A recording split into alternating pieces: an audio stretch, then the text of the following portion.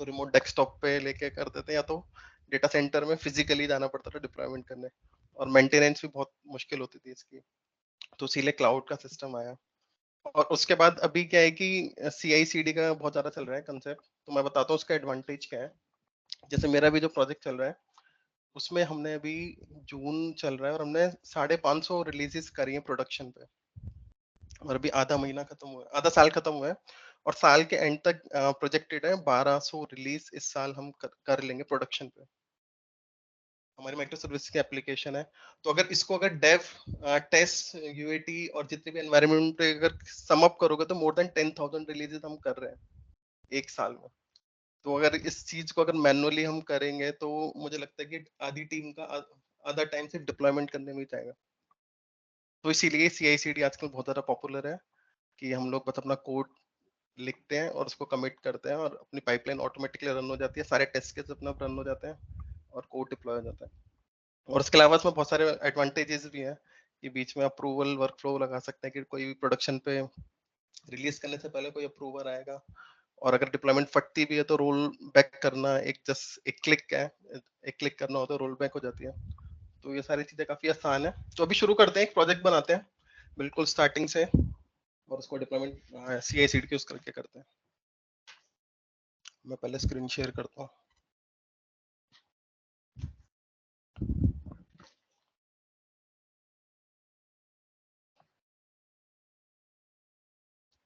मेरी स्क्रीन दिखे तो बताना है।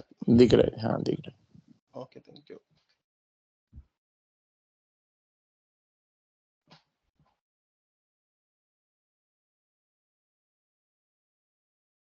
वो तो हो रहा होगा। तो हम लोग क्या करते हैं, वेब ऐप बनाते हैं बिल्कुल फ्रेश।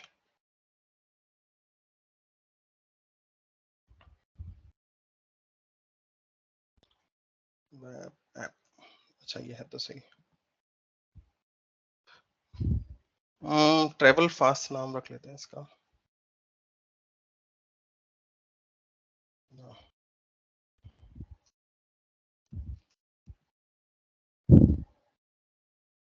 एक काम करते हैं पहले, तो अगर आपको डेवऑप्स पे जाना है, सबसे पहले इस URL पे जाना पड़ेगा, devops.azure.com।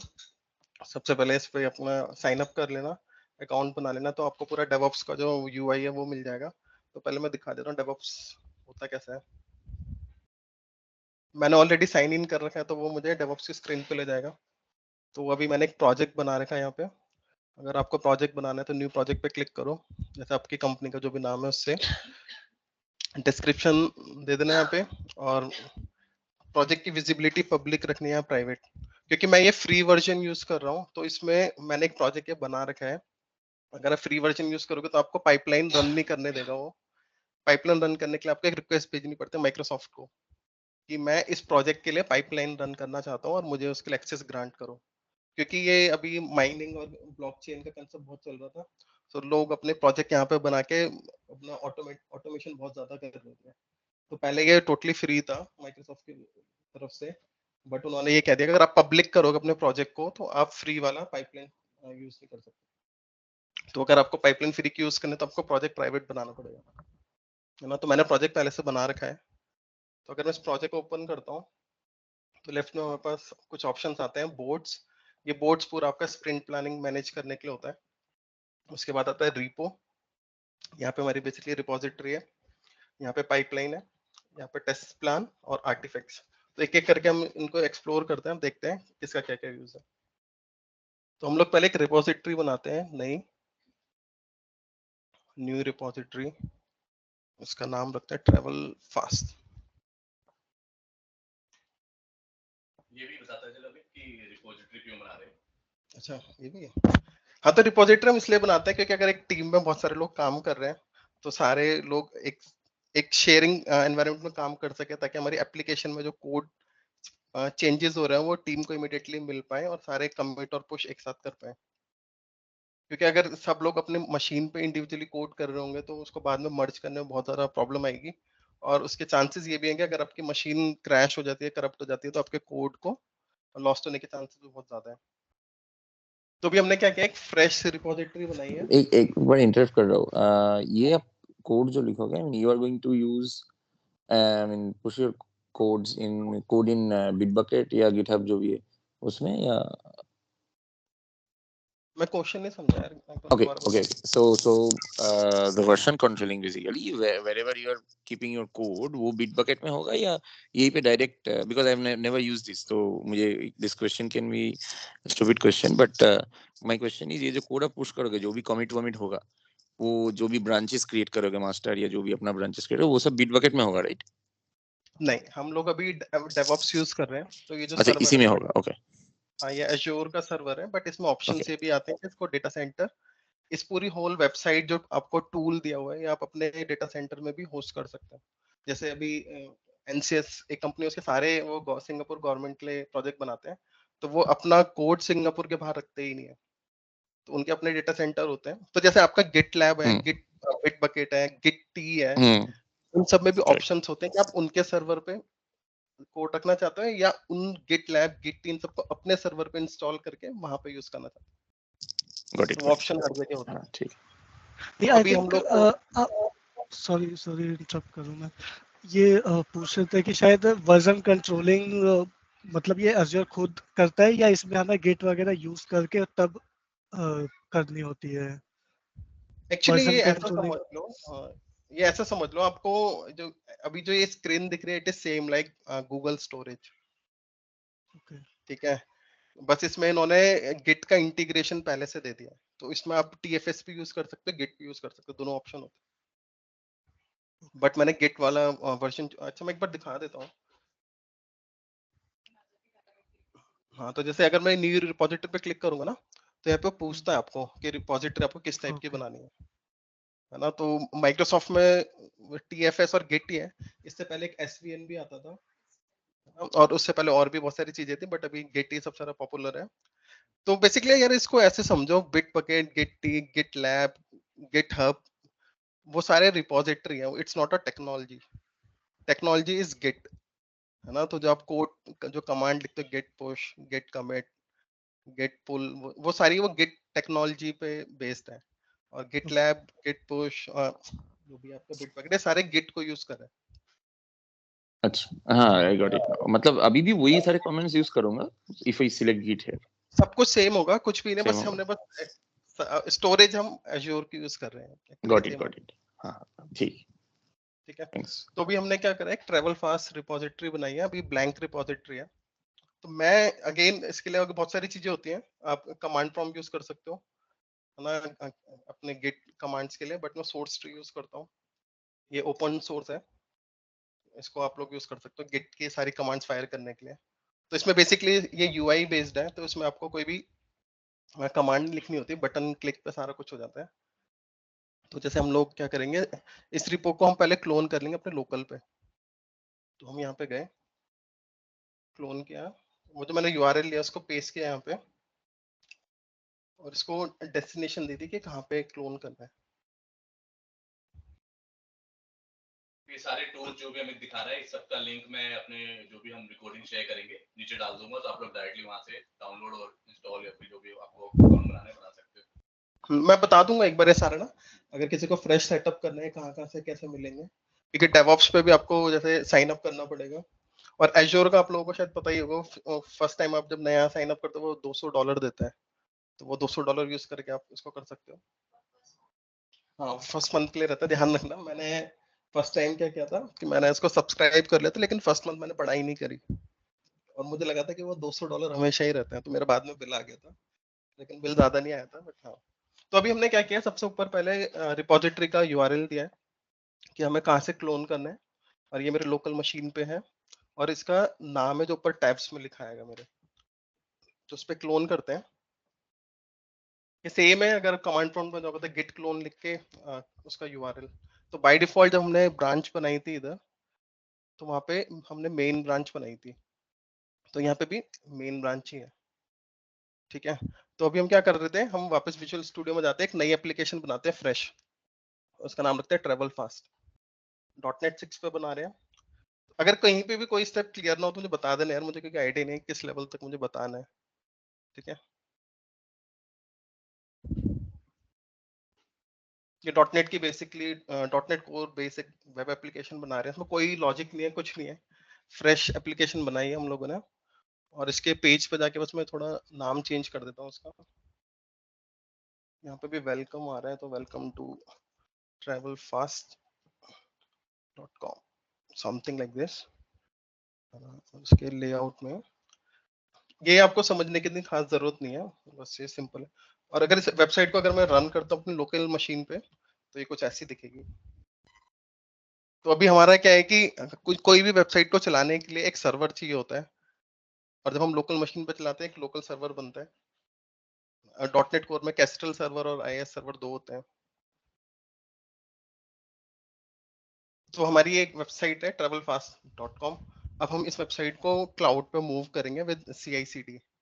तो हम लोग क्या करेंगे, 3 स्टेज बनाएंगे, डेव, UAT और प्रोडक्शन। बाकी आप बनाने को उसके बीच में टेस्ट, SIT, T-1 स्टेजिंग, वो सब कितनी भी बना सकते हो, बट हम 3 लेके चलते हैं। कंसेप्ट सेम ही है, ठीक है। यहाँ पे कोई क्वेश्चन? तो अभी मैंने क्या करा, प्रोजेक्ट बनाया यार, मैंने लोकेशन ध्यान, हाँ ठीक है। तो मैंने अपना प्रोजेक्ट सेम लोकेशन में बनाया था, तो इसने मुझे ये सारे चेंजेस दिखा दिए यहाँ पे जो बाय डिफॉल्ट प्रोजेक्ट में थे। तो ये लोकेशन जो मैंने इसकी बनाई थी सी ड्राइव में,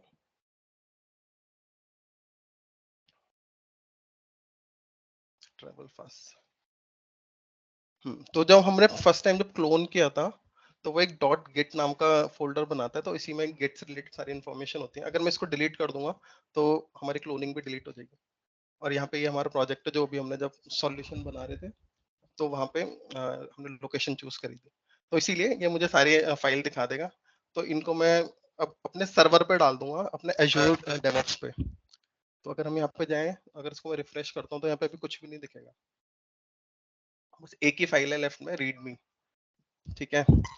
तो अभी हम इसको फर्स्ट टाइम कमिट करते हैं, फर्स्ट कमिट। बाकी ये सारी कमांड GitLab, गिट से रिलेटेड है। ये GitLab है क्या चीज है ये?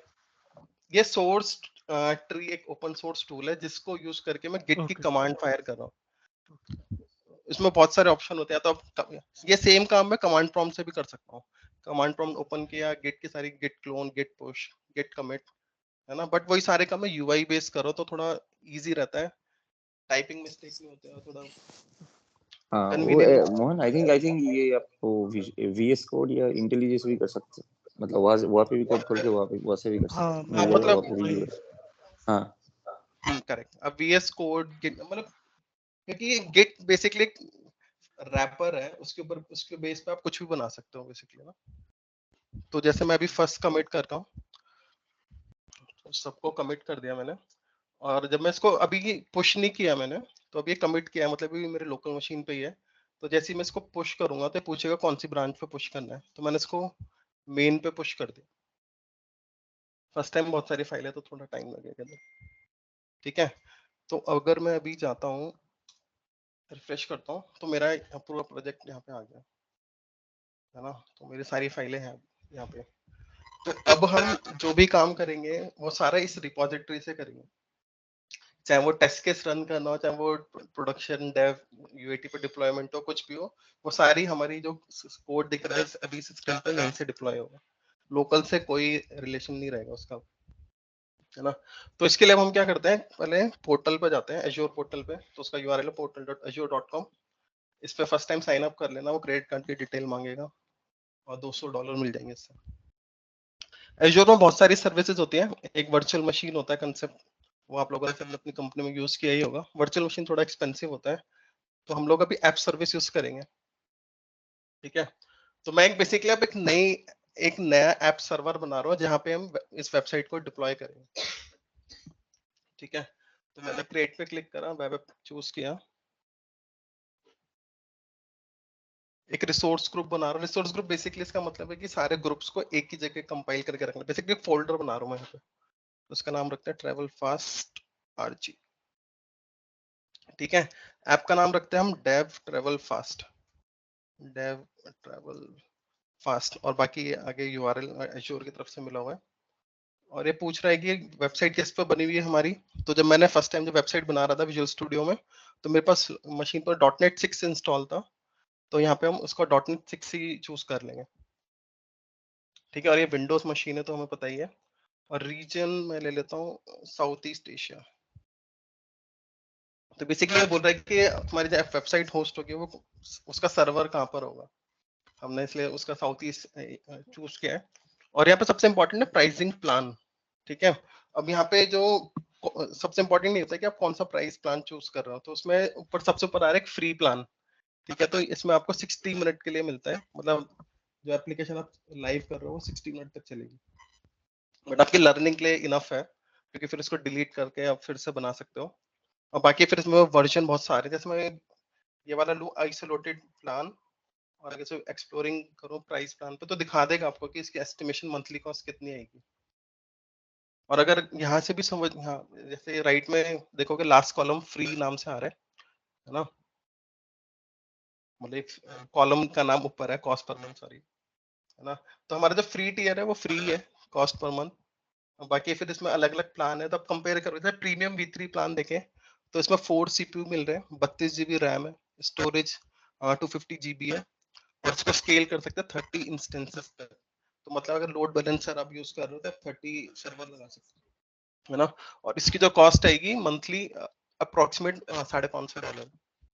तो इससे अगर और प्रीमियम में जाते हो $1100, $2200, 4000, मतलब इसमें बहुत सारे ऑप्शंस रहते हैं, तो वो कोई नहीं, बट जब आप ट्राई करोगे तो फ्री ही चूज करना। तो मैं फ्री पे चला जाता हूँ। बाकी जोन रिडंडेंसी अभी स्किप कर सकते हैं। अभी गेट को भी हम कॉन्फ़िगर नहीं कर रहे हैं, यहाँ पे बेसिकली ये पूछ रहा है कि आपको यहाँ से भी हम गेट कॉन्फ़िगर कर सकते हैं, तो उसको भी स्किप करते हैं। नेटवर्किंग भी स्किप करते हैं, मॉनिटरिंग की जरूरत नहीं है, टेक्स्ट की भी जरूरत नहीं है, और बस क्रिएट पे क्लिक कर देते हैं। अभी ये ऊपर देखोगे वैलिडेट कर रहा है कि हमने जितनी चीजें चूज करी हैं वो सही है या नहीं।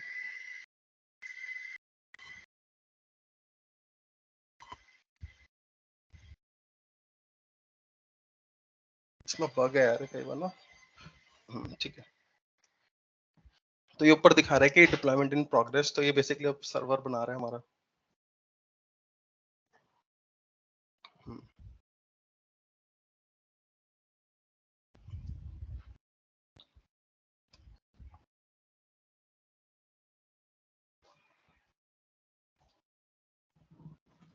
एक दो मिनट इसमें लग जाते हैं जनरली बनाने में। ऐप सर्विस और इसमें क्या डिफरेंस है? नॉर्मल सर्वर में ऐप सर्विस छोटी एप्लीकेशन में होती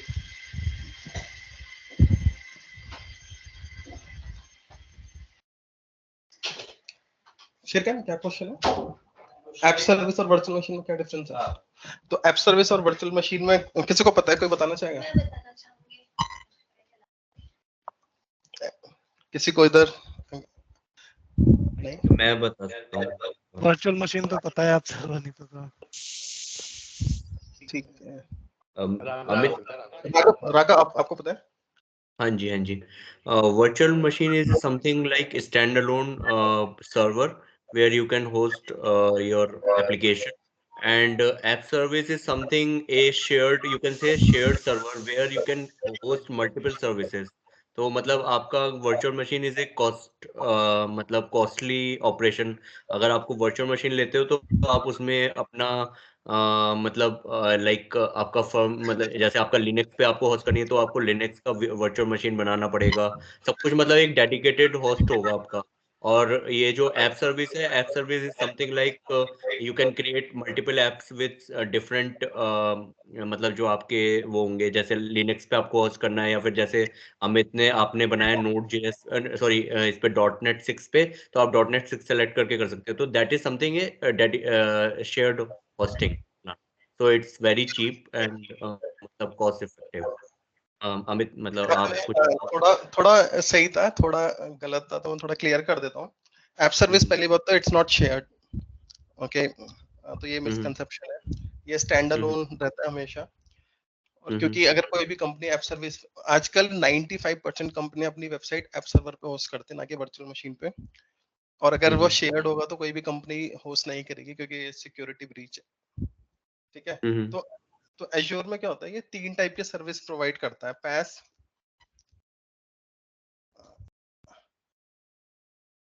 और तीसरा क्या होता है, SaaS है। तो इसमें प्लेटफॉर्म एज अ सर्विस होता है, इंफ्रास्ट्रक्चर एज अ सर्विस होता है, और सॉफ्टवेयर एज अ सर्विस होता है ना। तो अगर इंफ्रास्ट्रक्चर एज अ सर्विस की बात करें तो उसमें वर्चुअल मशीन आती है।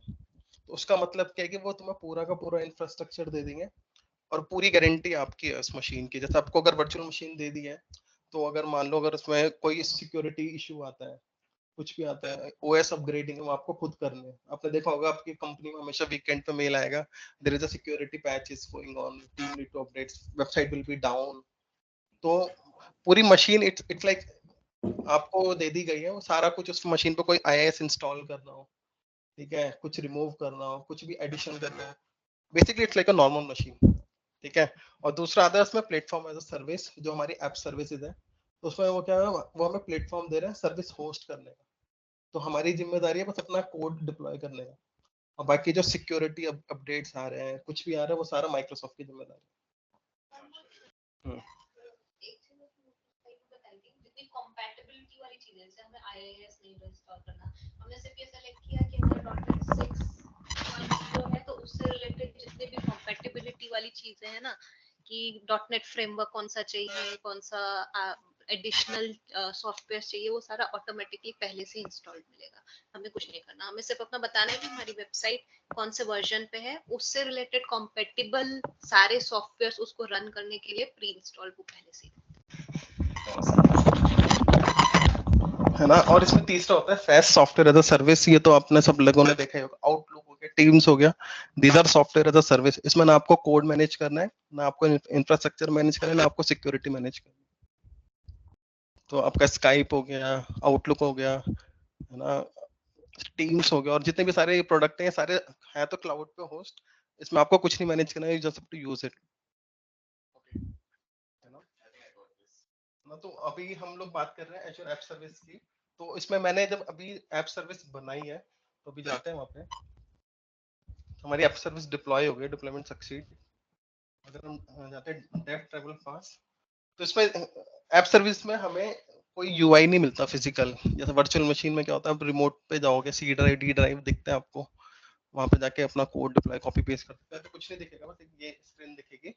और ये मेरी वेबसाइट का डोमेन है, ये है devtravelfast.com।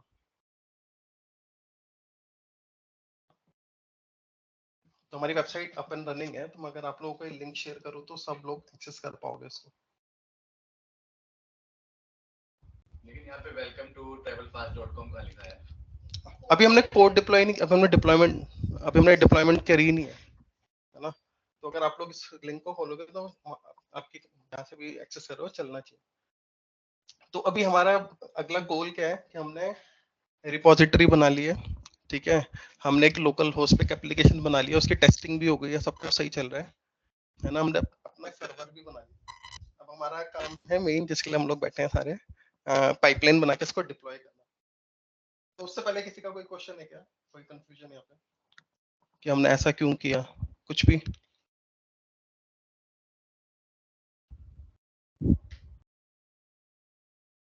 ओके, साइलेंस मतलब no question. Okay, Yes, no अभी हम question. Okay good good.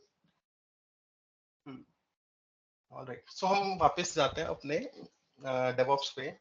तो डेवऑप्स में अगर पाइपलाइन पे क्लिक करोगे तो यहाँ पे दो चीज होते हैं, पाइपलाइन और रिलीज, ठीक है। तो अगर यहाँ पे सारे डॉट नेट डेवलपर हैं, नहीं, जावा में मतलब जी, तो कुछ टेस्टिंग जो कर रहे हो जावा डेवलपर। हाँ। तो मतलब कंसेप्ट सिंपल सा सेम ही है पाइपलाइन बनाने का। अगर हम लोकल पे अगर किसी प्रोजेक्ट को मैनुअली पब्लिश करते हैं तो हमारे क्या स्टेप्स होते हैं।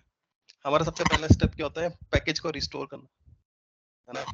अगर राइट क्लिक करके तुम बिल्ड करते हो तो उसमें भी वो 3-4 स्टेप्स कर रहा होता है कि जो न्यूगेट पैकेज अपने करे उनको रिस्टोर करना। फिर दूसरा होता है उसको बिल्ड करना, है ना। फिर तीसरा होता है उसको पब्लिश करना, है ना। और उससे पहले आप और भी स्टेप्स लगाते हो कि अपने टेस्ट केसेस रन होना। तो वही सारे काम, सब कुछ सेम है। पाइपलाइन का मतलब ये है कि जब हम रिलीज पाइपलाइन बना रहे हैं, यहाँ पे एक सर्वर बना के देगा हमें, और वहां पे ये हमारे लिए वो सारा काम कर रहा होगा। क्योंकि हमने जब एक कोड बनाया ना रिपोजिटरी में, ये कोड जब हम पाइपलाइन बनाएंगे, पाइपलाइन इस कोड को उठा के अपने मशीन पे ले जाएगी, वहां पे इसको बिल्ड करेगी, सब कुछ वेरीफाई करेगी। मतलब जो काम ह्यूमन करते हैं वो हमारे लिए बस वो ये कर रहे हैं, पाइपलाइन, है ना। तो अभी हम पाइपलाइन में जाते हैं। एक अभी कुछ भी नहीं है मेरे इसमें स्क्रीन पर, न्यू पाइपलाइन बना रहे हैं, क्रिएट पाइपलाइन। ठीक है, अब यहाँ पे दो ऑप्शन है, या तो YAML यूज कर लो या क्लासिक एडिटर यूज कर लो। YAML जो है पूरा जैसे आपने XML का देखा होगा सेम वैसी स्ट्रक्चर है, तो उसमें लिखना ज्यादा पड़ता है, UI बेस्ड नहीं होता। बट अगर UI बेस्ड यूज करना है तो नीचे क्लासिक एडिटर है, इस पे क्लिक कर लेना।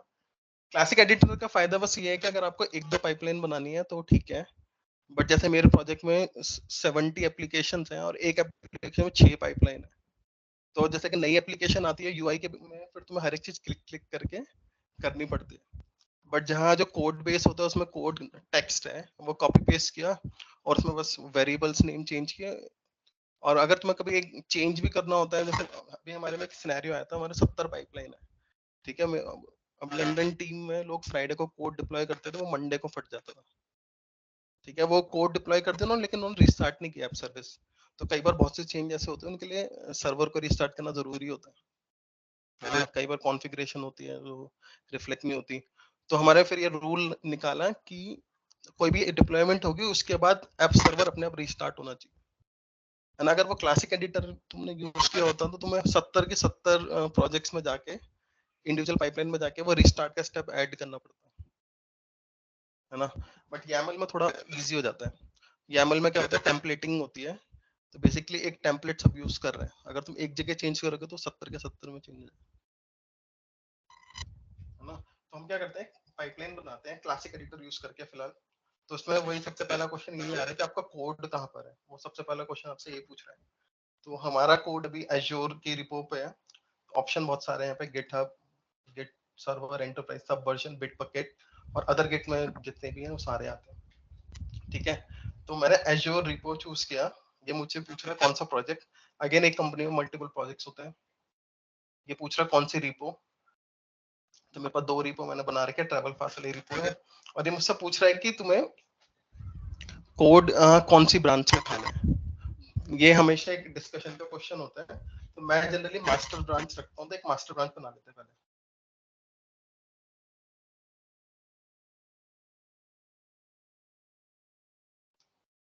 तो ब्रांच बनाने के लिए कुछ नहीं करना है, ब्रांचेस, ठीक है। अभी यहाँ पे मेन ब्रांच है, मैंने न्यू ब्रांच पे क्लिक किया, और ये मुझे पूछ रहा है कि जो तुम्हारी मास्टर ब्रांच बनानी है वो किसको बेस लेके बनानी है, तो हमने मेन चूज किया और उसको क्रिएट पे क्लिक किया, तो मेरी मास्टर ब्रांच बन गई। तो अभी यहाँ पे दिखाएगा नहीं, तो मुझे एक बार इसको रिफ्रेश करना पड़ेगा।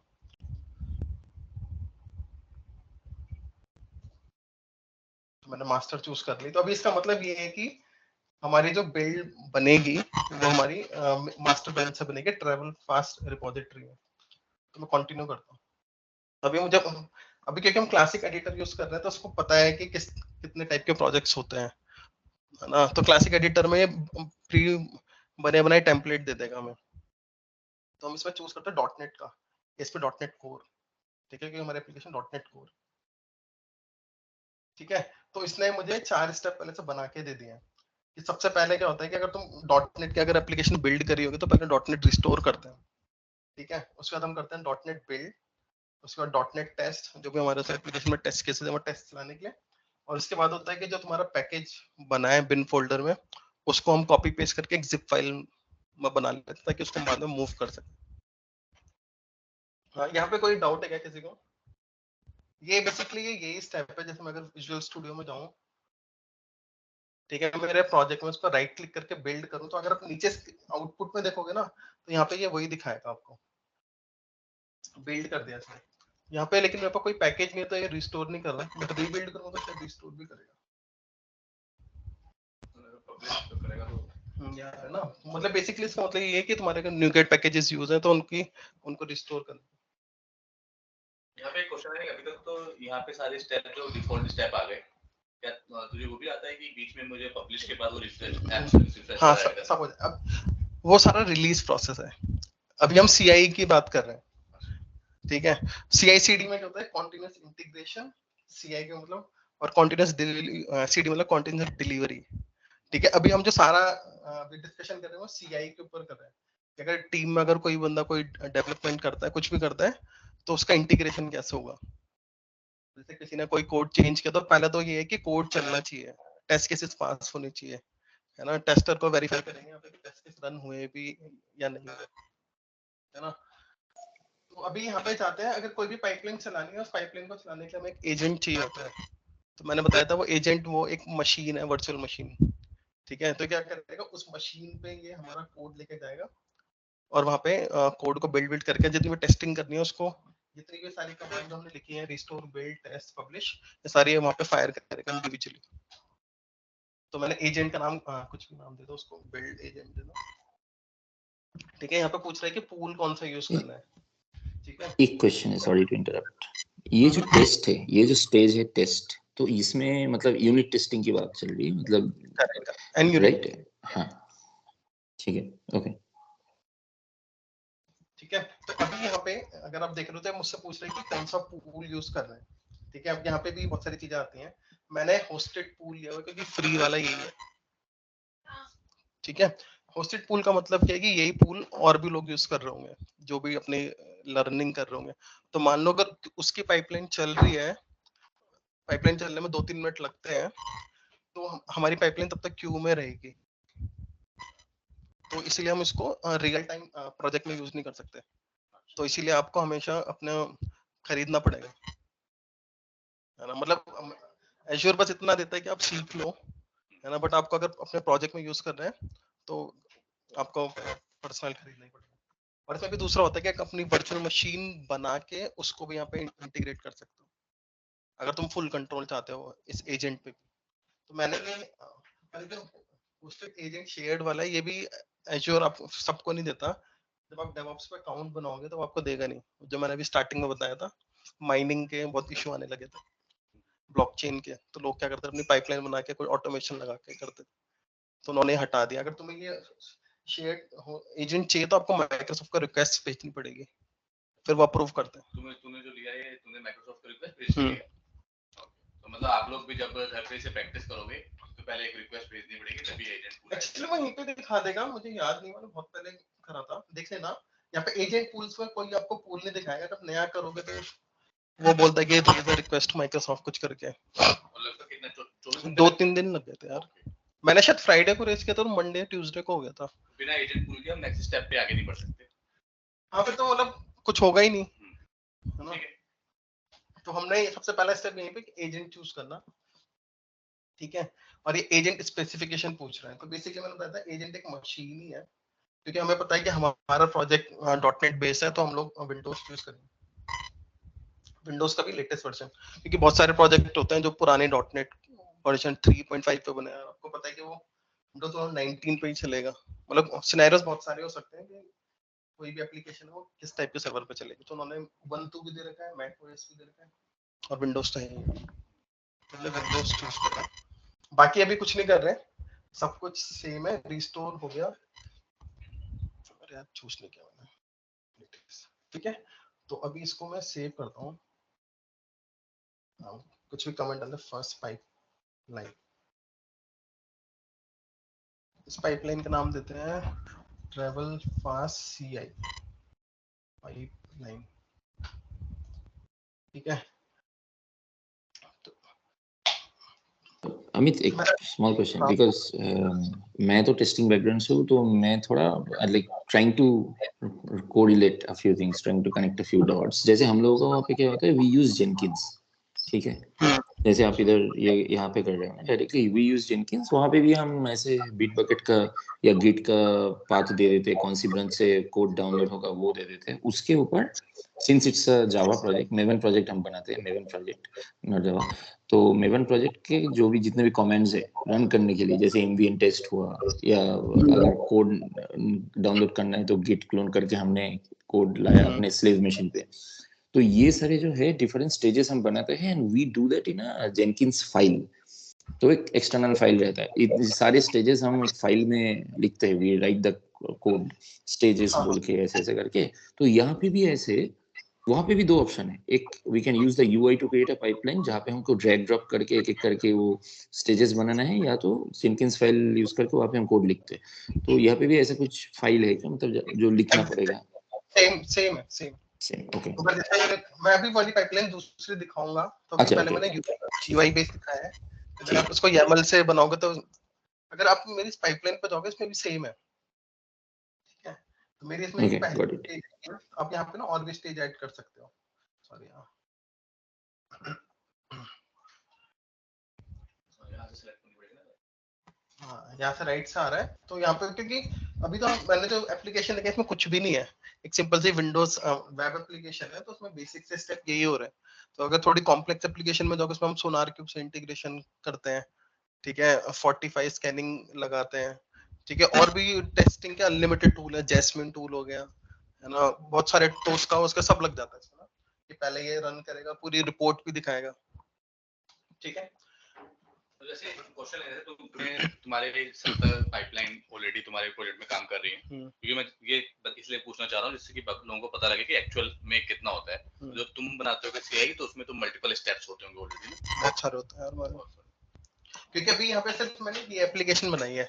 आजकल की जो एप्लीकेशन होता है combination of angular plus web API होता है, ठीक है। तो तुम्हें क्या करना है, एंगुलर बिल्ड करने के लिए आपको नोड चाहिए, नोड सर्वर है ना, नोड के स्टेप्स अलग होते हैं, वेब एपीआई के स्टेप्स बिल्ड करने के लिए होते हैं। तो हम 2 स्टेज बनाएंगे यहाँ पे ना, अभी एक ही स्टेज है जो हमारे डॉटनेट को बिल्ड कर रही है, तो हम एक स्टेज और बनाएंगे यहाँ पे एंगुलर ऐप के लिए, है ना। तो ऐसे मल्टीपल स्टेज, और एक तीसरी स्टेज बना सकते हैं हम सोनार क्यूब के लिए, एक स्टेज बना सकते हैं 45 स्कैनिंग के लिए, है ना। तो इसमें क्वेश्चन आ गया कि जैसे अगर आपका प्रोजेक्ट बैकएंड और फ्रंट एंड है, तो दोनों के लिए सीआई पाइपलाइन एक ही सिंगल बनती है जनरली, या अलग-अलग बनती है? हम एक ही में रखते हैं, एक ही में रखते हैं। तो इस यही में और एक क्वेश्चन, तो आपका टेस्टिंग टीम जो है, this is a development team, testing team का पाइपलाइन का जो भी टेस्टिंग टीम को करना है, जैसे उनका टेस्ट केसेस जो रन करना है, लेट्स से रिग्रेशन या सैनिटी, वो भी इसी में रहता है या उनका अलग पाइपलाइन रहता है?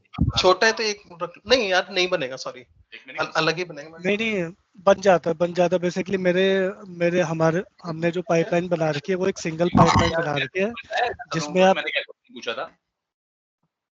हेलो सॉरी आपको या मोहन, आपको क्वेश्चन समझ में आया मैंने क्या पूछा था? अनम्यूट होकर नहीं बोलो। मुझे, मेरी आवाज आ रही है? हमारी कनेक्टिविटी सही है। मेरा ही माइक गया हुआ है क्या? नहीं यार, Mohan, I was able to hear you, पता आवाज नहीं नहीं आ रही। श्रीकांत को नहीं, हाँ। शायद पता नहीं चल रहा है। अरे यार मैंने आवाज ही बंद कर दी थी, सॉरी यार।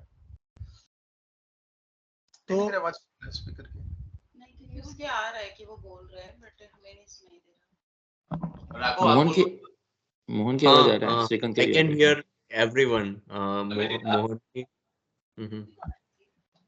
अमित के यहाँ से दिक्कत है कुछ। आवाज ही नहीं आ रही है कैसे? सही है।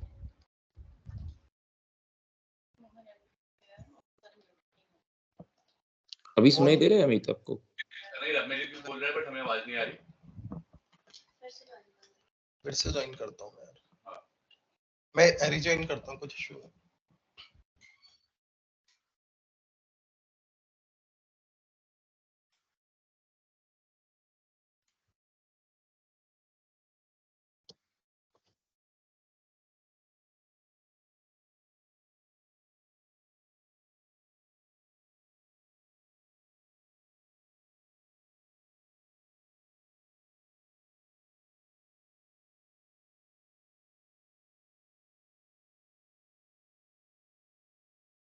यार मेरे को लग रहा है ये बोल देता हूँ। वाईफाई का हमेशा इशू है, मैं किसी का तो होता है। मैं बता दूं।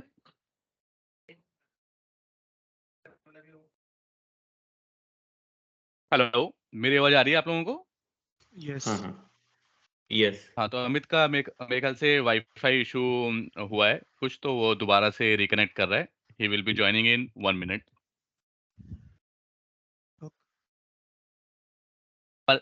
मेरा जो क्वेश्चन था वो क्वेश्चन आप समझे कि मैंने क्वेश्चन क्या पूछा था?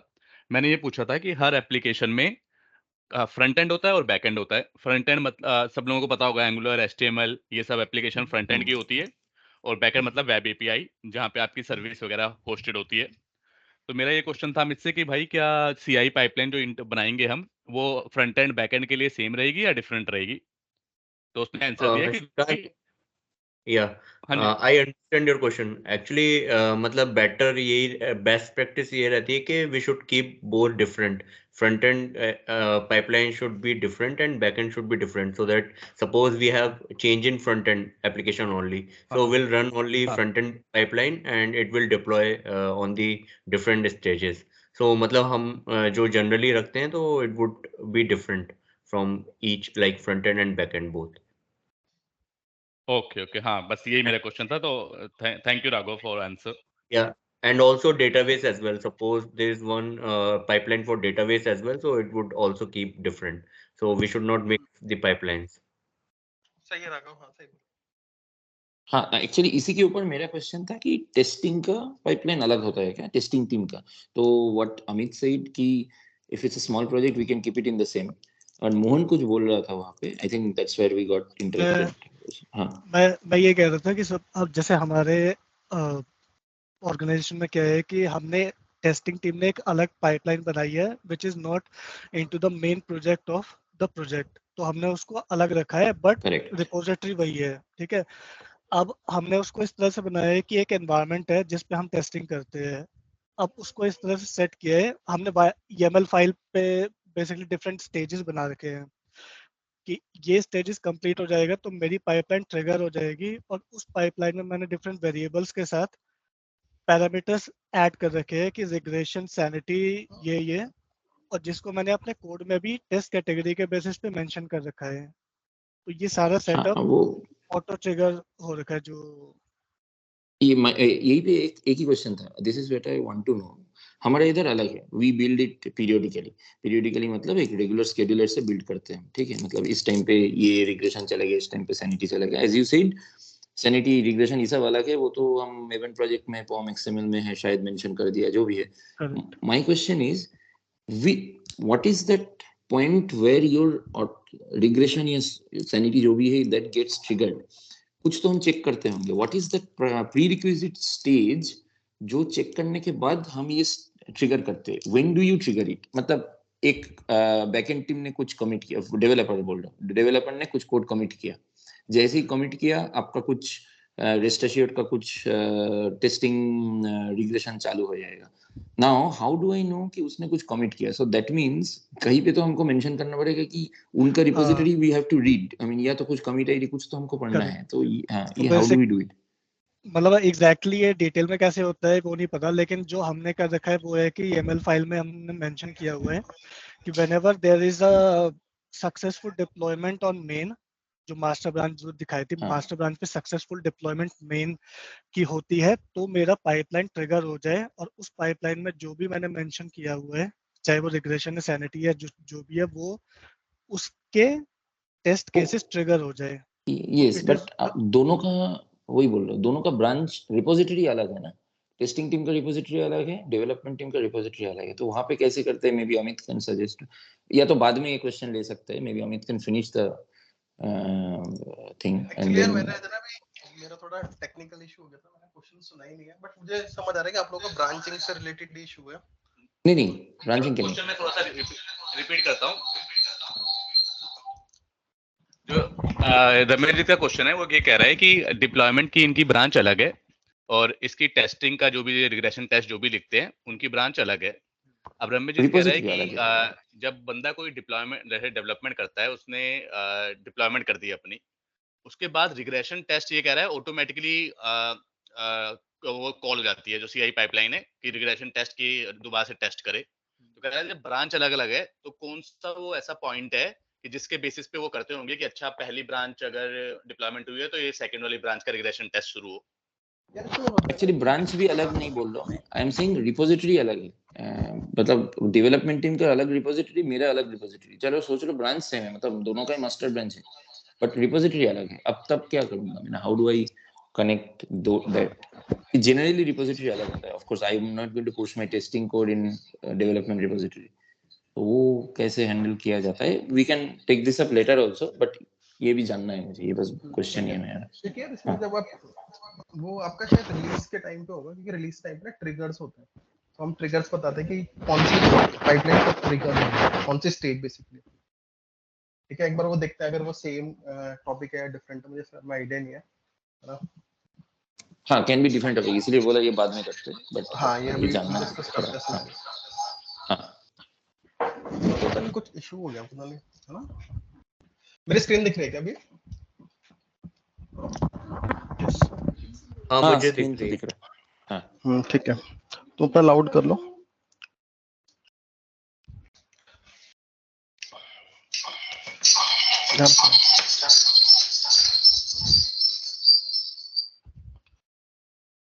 ओके, तो हमने पाइपलाइन बनाई थी।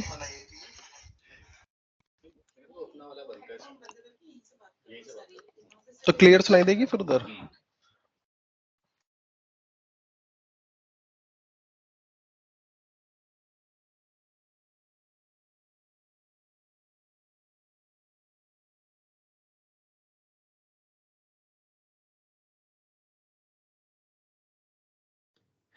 मेरी आवाज आ रही है क्या? अभी मैंने थोड़ा सेटअप चेंज किया है। यस। ठीक है, ठीक है। ओके, तो अभी हम लोगों ने क्या किया, एक पाइपलाइन बना ली है। तो हमने बेसिकली जो टेम्पलेट बनाया था वो यूज करा है। कोई और आ गया।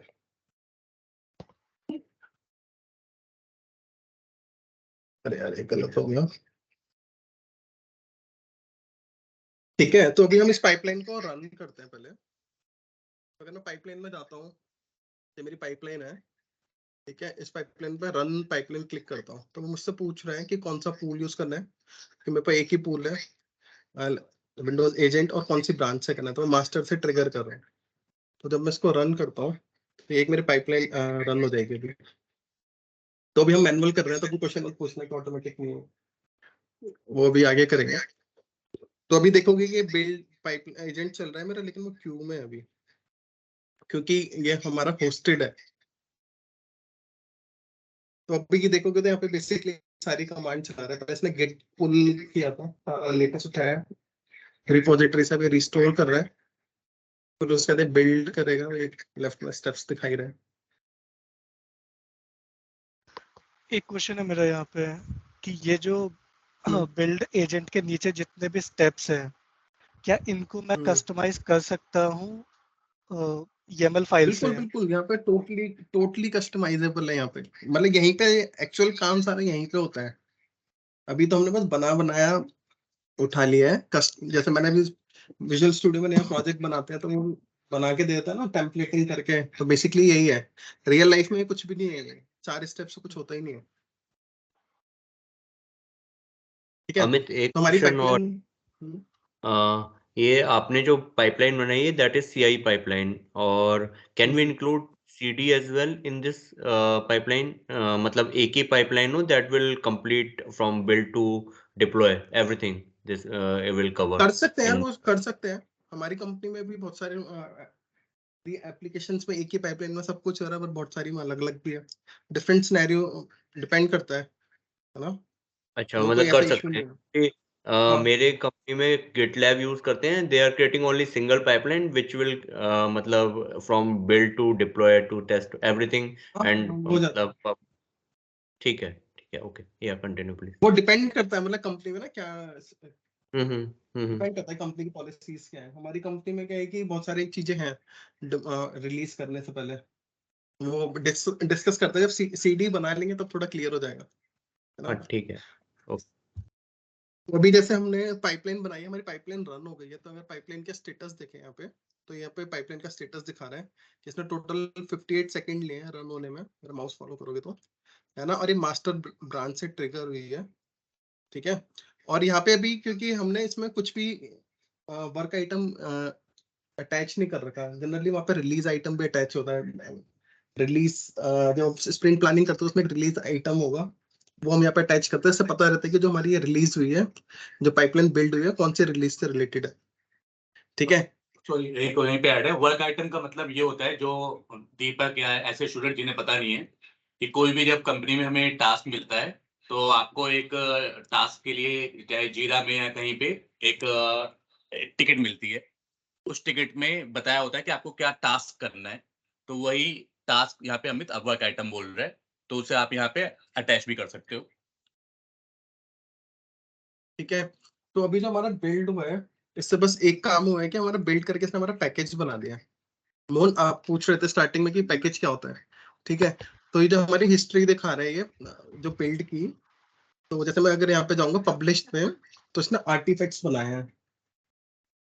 ठीक है, तो आर्टिफैक्ट्स का मतलब कुछ नहीं है, जो उसने DLL बनाई है, जो डिप्लॉय करने वाला आइटम है। जिस चीज को भी तुम्हें डिप्लॉय करना हो उसको आर्टिफैक्ट्स बोलते हैं। ठीक है, तो आर्टिफैक्ट सेक्शन में जाओगे, उसमें ड्रॉप नाम का एक फोल्डर है, उसके अंदर वो बेसिकली एक जिप फोल्डर है। ठीक है, ट्रैवल फास्ट डॉट जिप। अगर मैं इसको डाउनलोड करता हूँ, ठीक है, इसको दिखाता हूँ मैं इसमें क्या क्या है। मतलब इन सिंपल ये आपका ही कोड है जो आपने कमिट किया है, उसको इसने एक आर्टिफैक्ट बना दिया है एज अ जिप फाइल में है। जिप मोहन, फाइल को मतलब जो एक यस सॉरी सॉरी हाँ, एक चीज, सिंस मोहन आप Java, you are using Java Selenium? Currently मैं इसी शार्प पे ही कर रहा हूँ, हाँ, लेकिन अगर जावा का जावा भी है सेलेनियम, थोड़ा। हाँ तो आपको पता होगा वो पॉम एक्सएमएल रहता है ना, पॉम सॉरी, हाँ पॉम फाइल जो पॉम एक्सएमएल रहता है, उसमें आप देखा होगा जो अभी बोला अमित ने, ग्रुप आईडी और आर्टिफैक्ट आईडी, राइट। उस ग्रुप आईडी और आर्टिफैक्ट आईडी से आप जगह मेवन कमांड चलाओगे ना, मेवन पैकेज, तो आपका हाँ ये फाइल, आपका पूरा कोड एक जार फाइल के हिसाब से वो पैकेजिंग हो जाएगा। तो you can use okay, that jar jar file, किसी को भी भेज सकते हो। फिर आप जहाँ पे होस्ट करना चाहते हो, या हम लोग जैसे नेक्सस यूज करते हैं, वहां पे वो जार फाइल रख देते हैं, वहां से स्लेव मशीन में वही डाउनलोड हो जाता है, वो वहां से ले सकते हो। इन शॉर्ट यार, आर्टिफैक्ट्स का मतलब है कि जो भी चीज आपको डिप्लॉय करनी है उसको आर्टिफैक्ट्स बोलते हैं। ठीक है, अगर आप सीक्वल डिप्लॉयमेंट कर रहे हो तो उसमें आर्टिफैक्ट्स क्या हो सकते हैं? डीपैक हो सकता है, एंटिटी फ्रेमवर्क मॉडल हो सकता है, सीक्वल स्क्रिप्ट हो सकती है। उन सबको एक जिप में रख लिया और डिप्लॉय कर दिया, बेसिकली उसको आर्टिफैक्ट्स बोल रहे हैं ना। जावा की टर्म्स में वो जार फाइल हो गया, जैसे बताया था मैंने। डॉटनेट के टर्म्स में वो डॉट डीएलएल हो गया।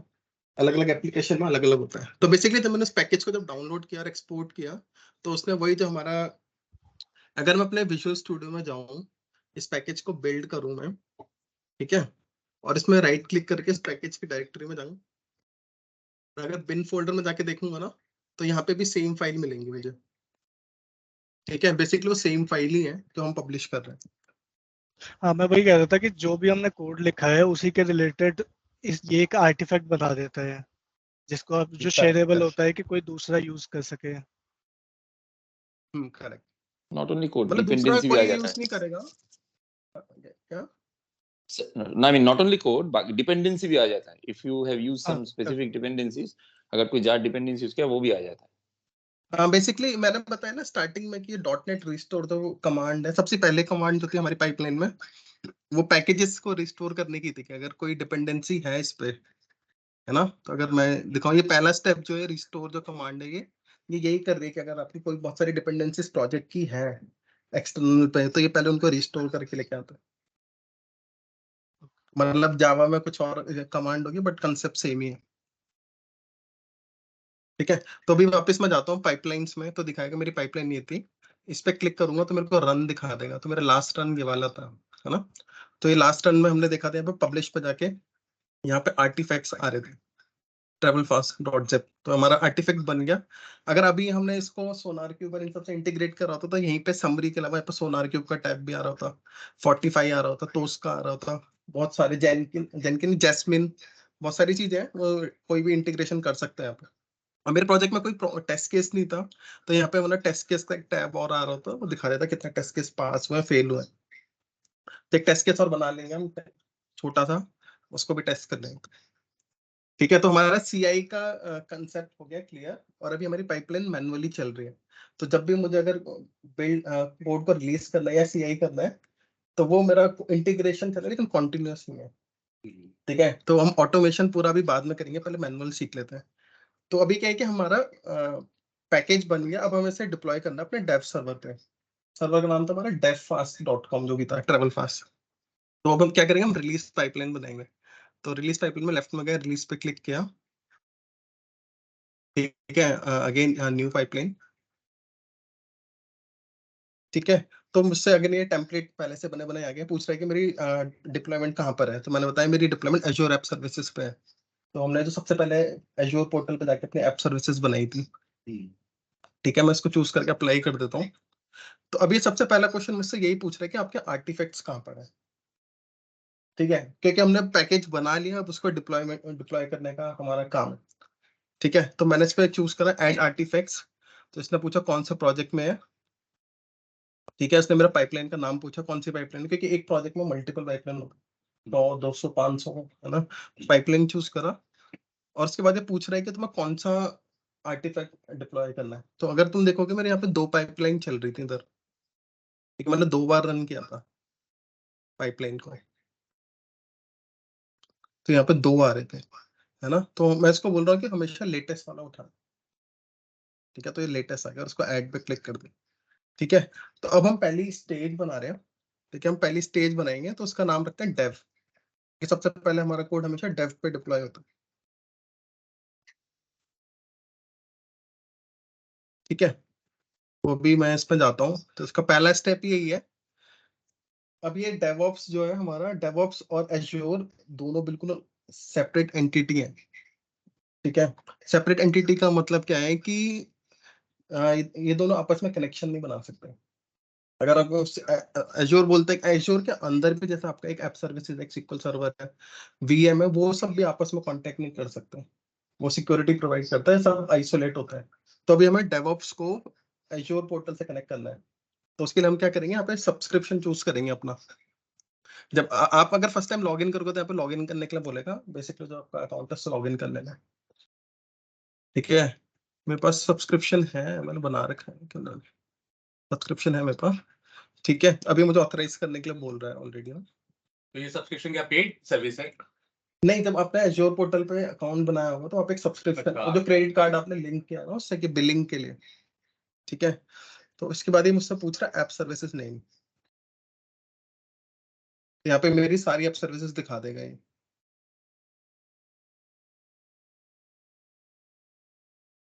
चलो यार,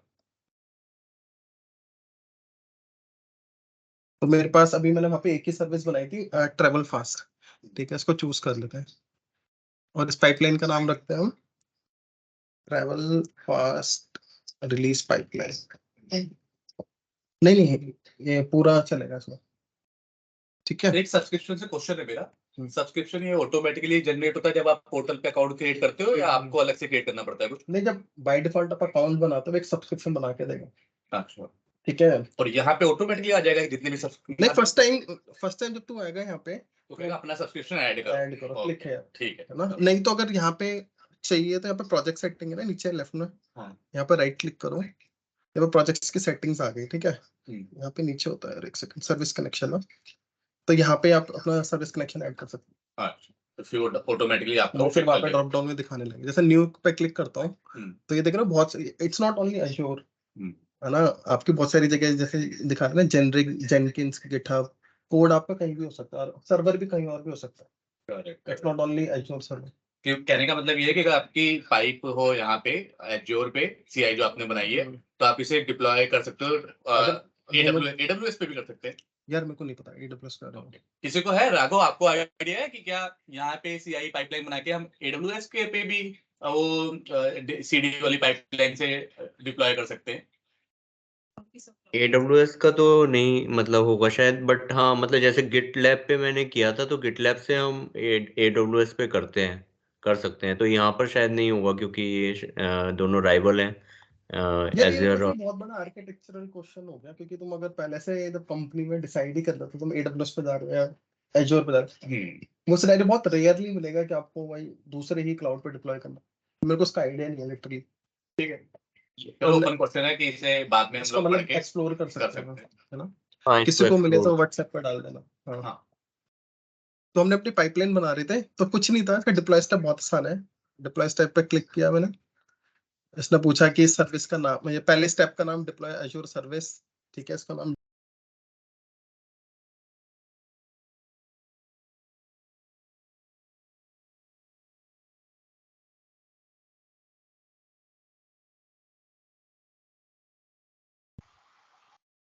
मुझे आवाज नहीं आ रही है किसी की वजह से।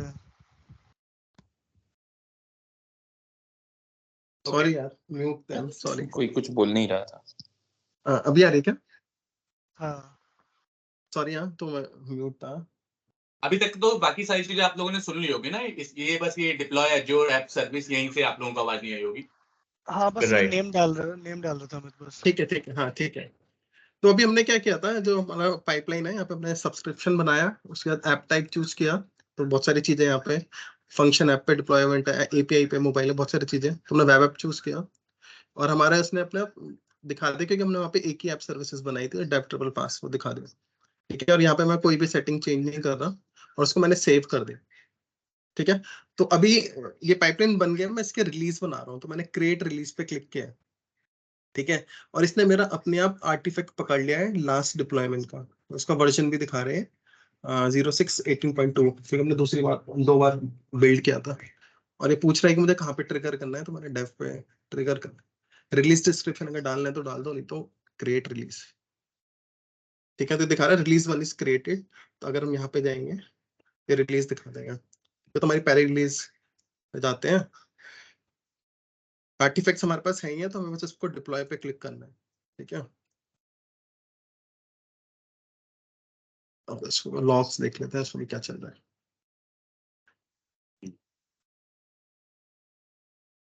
तो हमने क्या किया, पहले सीडी वाली पाइपलाइन बनाई, उसके बाद एक रिलीज बनाई और अब इस रिलीज को रन कर रहे हैं। ये तीनों बनाना जरूरी है मतलब।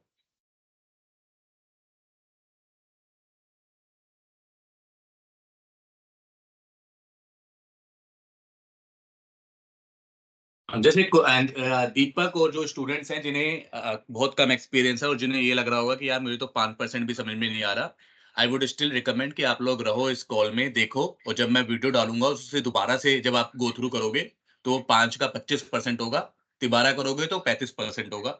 और ये आज नहीं तो कल, हो सकता है अभी आपको 1-1.5 साल का एक्सपीरियंस है, बट आज नहीं तो कल आपके लिए बहुत ही यूजफुल चीज है।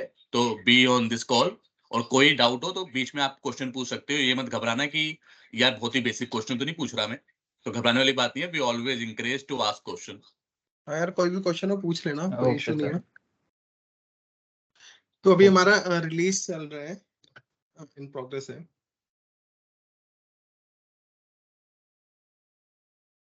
अभी हम सारी उसमें चीजें बस मैनुअली देख रहे हैं बना बना के ना, वो जो अभी ऑटो सब ट्रिगर मैनुअल, वाली चीजें हैं। हाँ वो भी करेंगे, वो भी करेंगे। एक बार पहले मैनुअल समझ आए तो तुम्हें समझ आएगा। अगर मैंने सारा ऑटोमेटिक कर दिया तो पता ही नहीं चलेगा कहाँ से क्या हुआ, समझ रहे हो।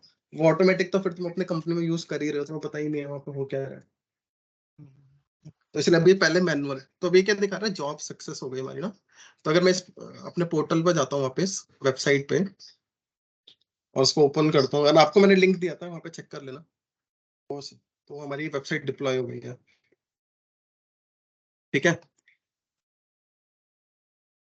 अभी यहाँ पे कोई क्वेश्चन है क्या? इसके बाद मैं भी इसको थोड़ा पुल रिक्वेस्ट के थ्रू समझाने वाला हूँ कि अगर चेंजेस आ रहे हैं तो उसको डिप्लॉय कैसे करें। अभी तक के कोर्स में कोई दिक्कत? No question. Okay okay, thank you. Okay, तो अभी हम एक काम करते हैं, यहाँ पे अज्यूम करते हैं यहाँ पे एक बग है। हमारी वेबसाइट का नाम travelfast.com की जगह travelfast.in है। ठीक है, तो उसके लिए हमें एक रिलीज करनी है, मेजर रिलीज है रिलीज 1। तो हम उसको कैसे करेंगे? ठीक है, तो मैं अपने विजुअल स्टूडियो में गया, उससे पहले आपको सोर्स ट्री में जाना है, एक ब्रांच बनानी है। ठीक है, मैं यहाँ पे रिमोट पे गया, मास्टर को मैंने लिया, चेकआउट किया। ठीक है, मैंने मास्टर से एक ब्रांच बनाई। ठीक है, तो मेरी बेस ब्रांच के मास्टर है और मैं अपनी नई रिलीज ब्रांच बना रहा हूँ। ठीक है, रिलीज 1.0, ये हमारी रिलीज ब्रांच है। मैं यहाँ पे इंडेक्स में गया, इसका टाइटल चेंज कर दिया travelfast.in। मैंने इसको लोकल पे चला के देखी,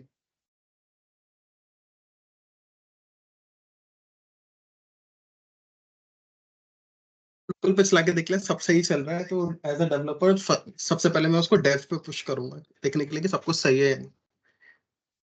ठीक है, तो उसके लिए क्या करेंगे हम, वही अपना कोड को स्टेज किया, यहाँ पे कमेंट डाले, कमेंट डाल दिया रिलीज 1। अभी CI/CD से कोई मतलब नहीं है, अभी हम सिर्फ रिपोजिटरी में पुश कर रहे हैं। हाँ, अभी इस कोड को मैं रिपोजिटरी में डाल, ठीक है, फिर मैंने यहाँ से इसको पुश कर दिया रिलीज 1।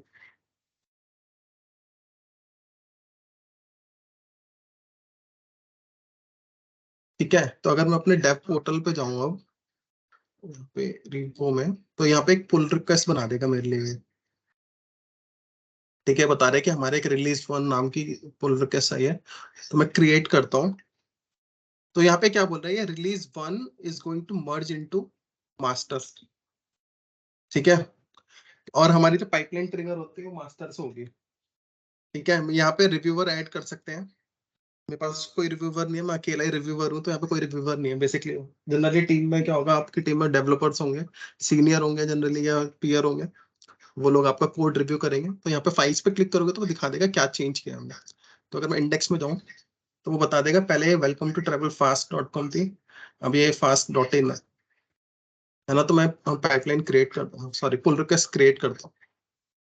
ठीक है, ये पुल रिक्वेस्ट बन गई है। तो मेरे पास अभी कोई डेवलपर नहीं है, तो मैं अकेला ही हूँ, तो मैं खुद ही इसको अप्रूव कर दूँ। नहीं तो अगर इसमें कोई इशू होता है तो रिजेक्ट कर देगा आपकी टीम में डेवलपर। तो मैंने इसको अप्रूव किया, तो हमारा आ रहा है Amit Baghel approve the pull request. तो अब मैं इस रिक्वेस्ट को कंप्लीट करूंगा। कंप्लीट का मतलब है कि अब मैं इसको मास्टर में मर्ज कर रहा हूँ। और ये पूछ रहा है कि आपको रिलीज ब्रांच डिलीट करनी है, नहीं मेरे को डिलीट नहीं करनी। और ये पूछ रहा है कि आपको जो इसके साथ वर्क आइटम एसोसिएट था उसको क्लोज करना है कि नहीं, क्योंकि जब हम स्प्रिंट में काम करते हैं वर्क आइटम मिला होता है हमें। हमने इस पे कंप्लीट मर्ज पे क्लिक किया तो ये मर्ज कंप्लीट कर दिया। ठीक है, तो अब हम जाएंगे वापस अपनी पाइपलाइन में। इस पाइपलाइन को हम फिर से मैनुअली ट्रिगर करेंगे, रन पाइपलाइन। क्योंकि अभी हमने कोड मर्ज कर दिया, अब हमें क्या है कि अब नया पैकेज बनाना है, हमें नए आर्टिफैक्ट्स बनाने हैं जिसमें हमारा travelfast.in लिखा होगा। तो रन पाइपलाइन पे क्लिक करते हैं। फिर से वो सेम क्वेश्चन पूछ रहे हैं, कहाँ से कौन सा एजेंट पूल है, कौन सी विंडोज है और कौन सी ब्रांच है। तो अभी हम रन करते हैं। ये फिर से 1-2 मिनट लेगा जब तक किसी को कोई क्वेश्चन को पूछना।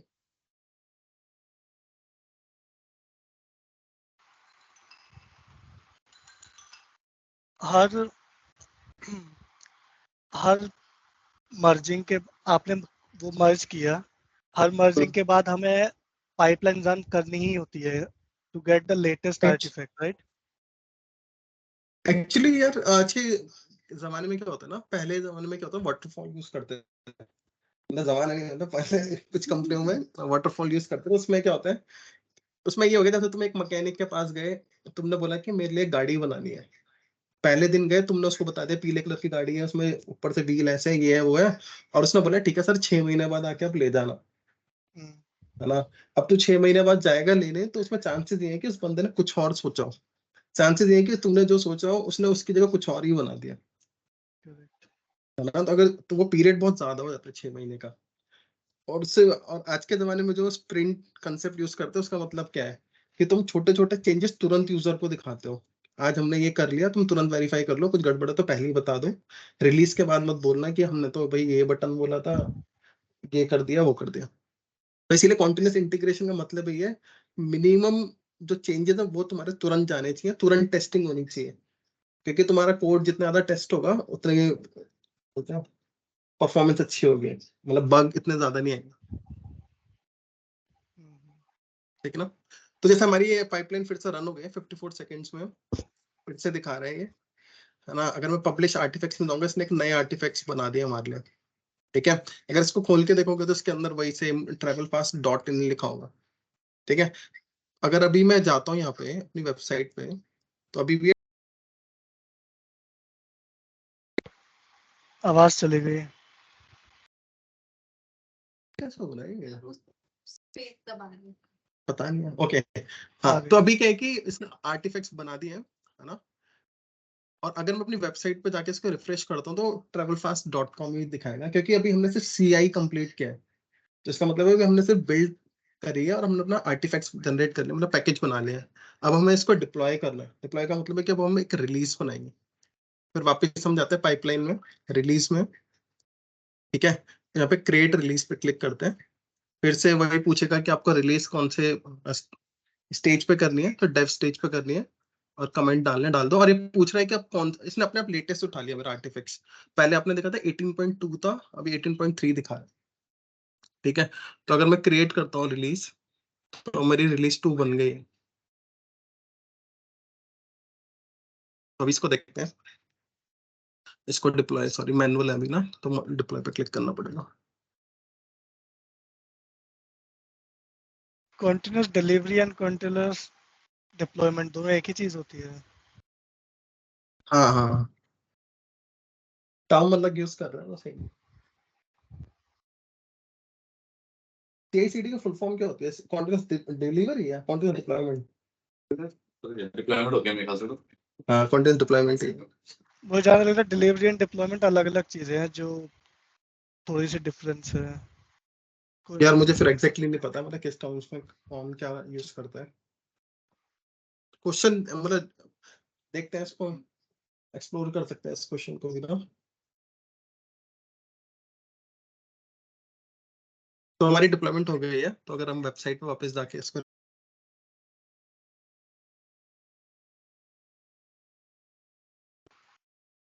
आवाज़ नहीं आ रही वैसे कुछ।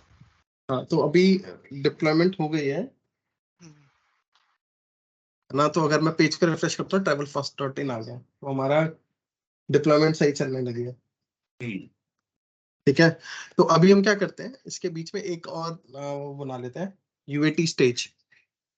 ठीक है, तो यूएटी स्टेज बनाने के लिए हमें क्या करना पड़ेगा, एक यूएटी का सर्वर बनाना पड़ेगा।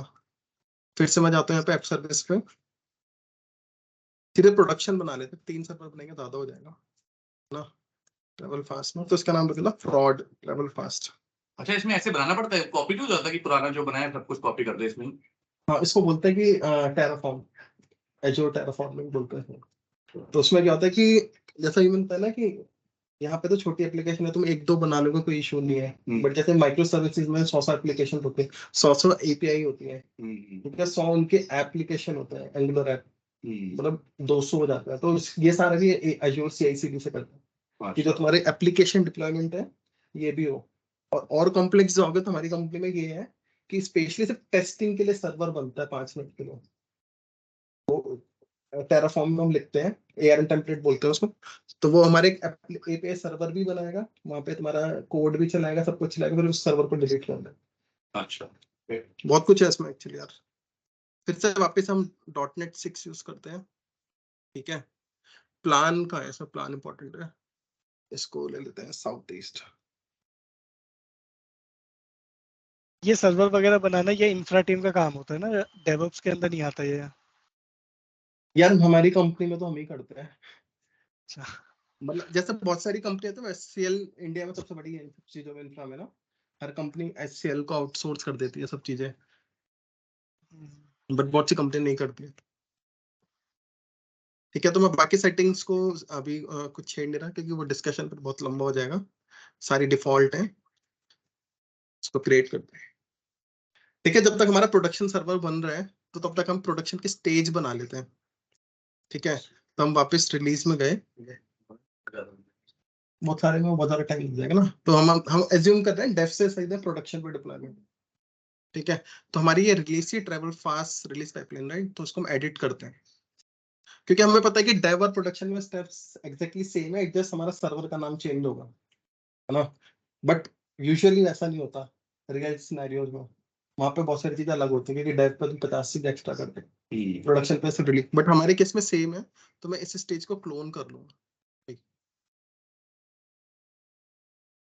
तो मैंने इस स्टेज को क्लोन कर लिया, क्योंकि एकदम सारे स्टेप सेम है, तो उसका नाम प्रोडक्शन रख देंगे। ठीक है, अगर क्लोन ना होता तो वही जो डेव के लिए क्या था वही सारा स्टेप फिर प्रोडक्शन के लिए करता तो फिर ऐड करता। ठीक है, अभी मैंने प्रोडक्शन बना लिया, लेकिन इसमें हमें एक चीज चेंज करनी है, हमें अपनी सर्विस का नाम चेंज करना है। अभी ये डिप्लॉय कर रहा है ट्रैवल फास्ट पे, जबकि हमें डिप्लॉय करना है प्रोडक्शन ट्रैवल फास्ट पे। ठीक है, अभी क्या डिप्लॉयमेंट हो गया, तो ये अपना प्रोड ट्रैवल फास्ट का है। ठीक है, तो अगर मैं अपनी पाइपलाइन में जाऊं रिलीजेस में, तो वो मुझे दिखाएगा कि पहले 2 डेव पे ही डिप्लॉय हुई थी, और मैं अब नई रिलीज बनाता हूँ, तो हमारा डेव और प्रोड दोनों पे डिप्लॉय करेगा। ठीक है, तो रिलीज कर देते हैं। तो रिलीज 3 बन गई है, तो रिलीज 3 में देखोगे तो पहले वो डेव पे डिप्लॉय करेगा अभी, लेकिन वेट कर रहा है वो होस्ट का। तो हमारा पुराना आर्टिफैक्ट थी, वो अभी डेव पे फिर से डिप्लॉय कर रहा है। तो हमारा पुराना पुराना आर्टिफैक्ट्स में कहता है travel.fast.in।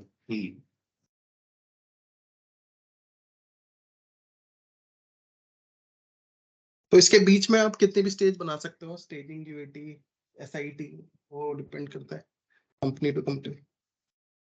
तो वैसे अगर हम डेव को रिफ्रेश करेंगे तो डेव पे कोई चेंज नहीं आएगा, क्योंकि उसमें कोड चेंज नहीं है। तो भी हम अपनी प्रोडक्शन वाली इसको भी खोल देते हैं साइट को।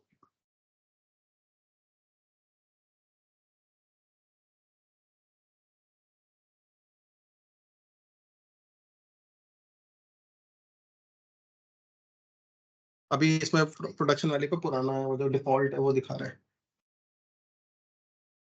आगे हमारी पाइपलाइन। तो डेव अभी क्या है कि अभी देखोगे तो हमारे डेव जैसे डिप्लॉयमेंट प्रोडक्शन पे automatically deploy which is not correct.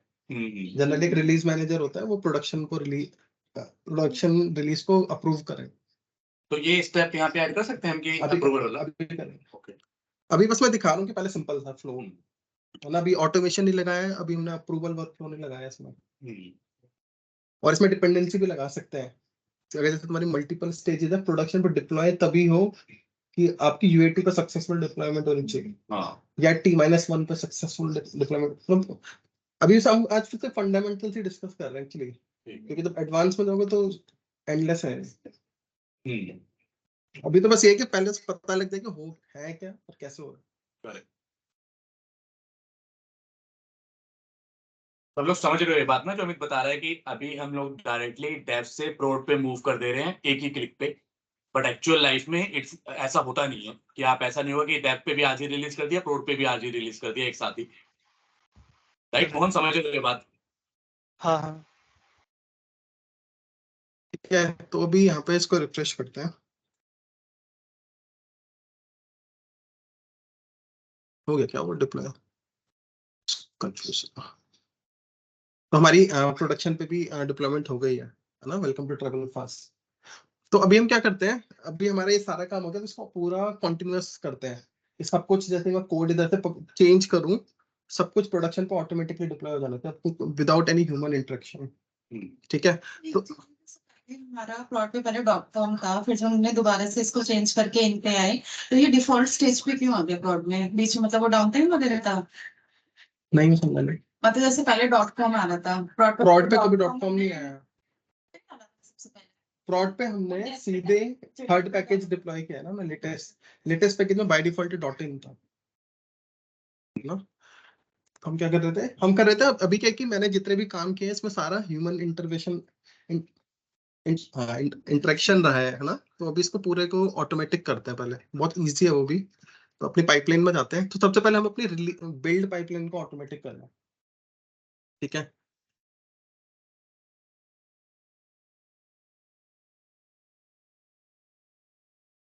ठीक है। अपनी अपनी CI पाइपलाइन पे गए, travel pass CI pipeline trigger में गए। ठीक है, यहाँ पे इनेबल कॉन्टिन्यूस इंटीग्रेशन कर दिया, और ये पूछ रहा है कि कौन सी ब्रांच पे चेंजेस होने पे तुम्हें ऑटोमेटिक ट्रिगरिंग करनी है। ठीक है, तो हमारी कंपनी में मास्टर और रिलीज दोनों को हम लगा के रखते हैं। ठीक है, वो मैंने बोला था ना, तो डिस्कशन है कि इफेक्टिव ब्रांचिंग स्ट्रेटेजी, वो काफी बड़ा टॉपिक है, वो भी डिस्कस नहीं करते, भी सिंपल रखते हैं कि मास्टर में कुछ भी चेंज होगा उसको हमें डिप्लॉय करना।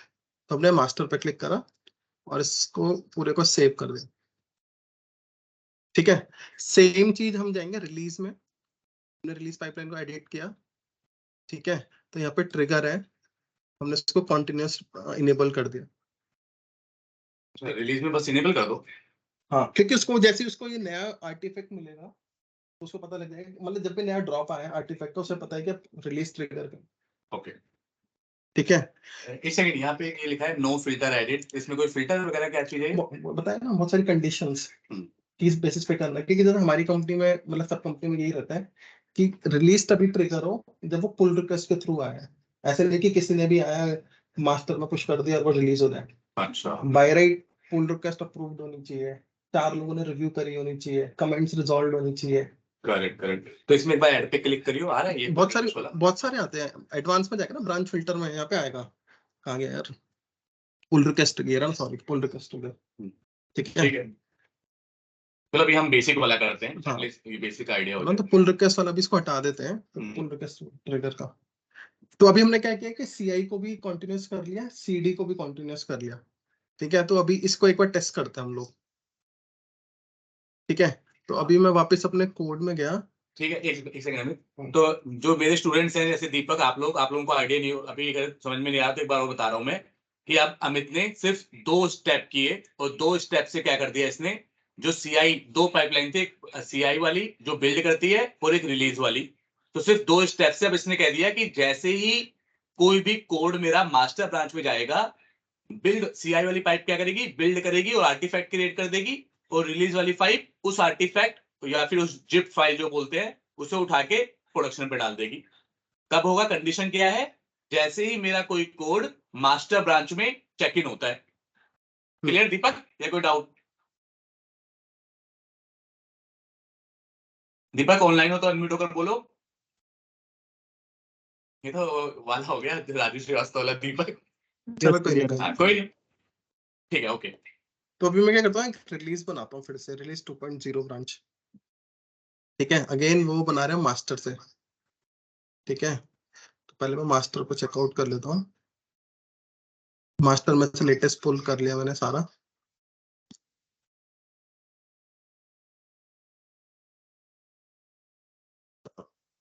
रिलीज 2.0। ठीक है, तो अभी रिलीज 2.0 में हम चेंज करते हैं। इस वेबसाइट में एक और लगा लेते हैं, H2 लगा लेते हैं जैसे। ठीक है, H2 में लिखते हैं चीपेस्ट फ्लाइट, चीपेस्ट फ्लाइट्स। ठीक है, एक नया सेक्शन हमने ऐड किया है और इसको टेस्ट कर लेते हैं लोकल पे कि सही चल रहा है नहीं चल रहा।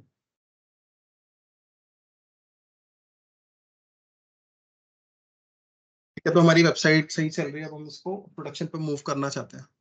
ठीक है, यहाँ पे मैं गया, इस कोड को वापस कमिट करके पुश कर दिया। मैंने कमेंट डाल दिया रिलीज 2, रिलीज 2.0।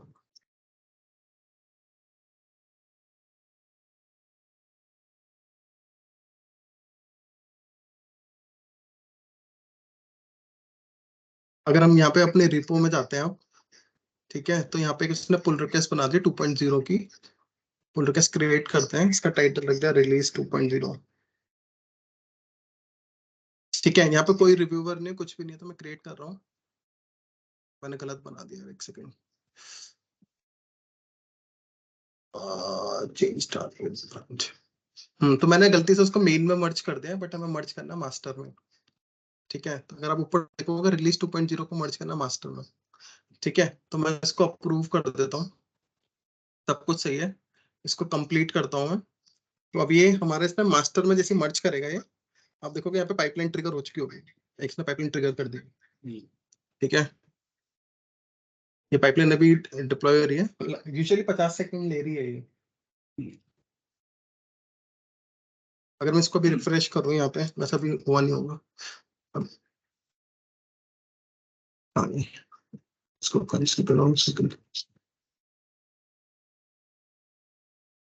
ये फ्री वाले में यही पंगा रहता है। अभी देखो हमारे क्यू में है। अच्छा, मतलब किसी कोई और भी इस तरह कोई और भी बिल्ड कर रहा होगा तो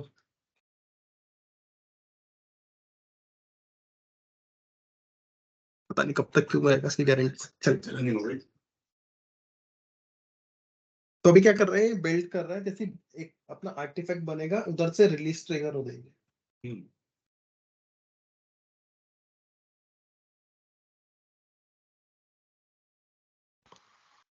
ये आर्टिफैक्ट जो सेक्शन है लेफ्ट में, वहां पे हमें सारी दिखाता है कितने वर्जन बने हैं।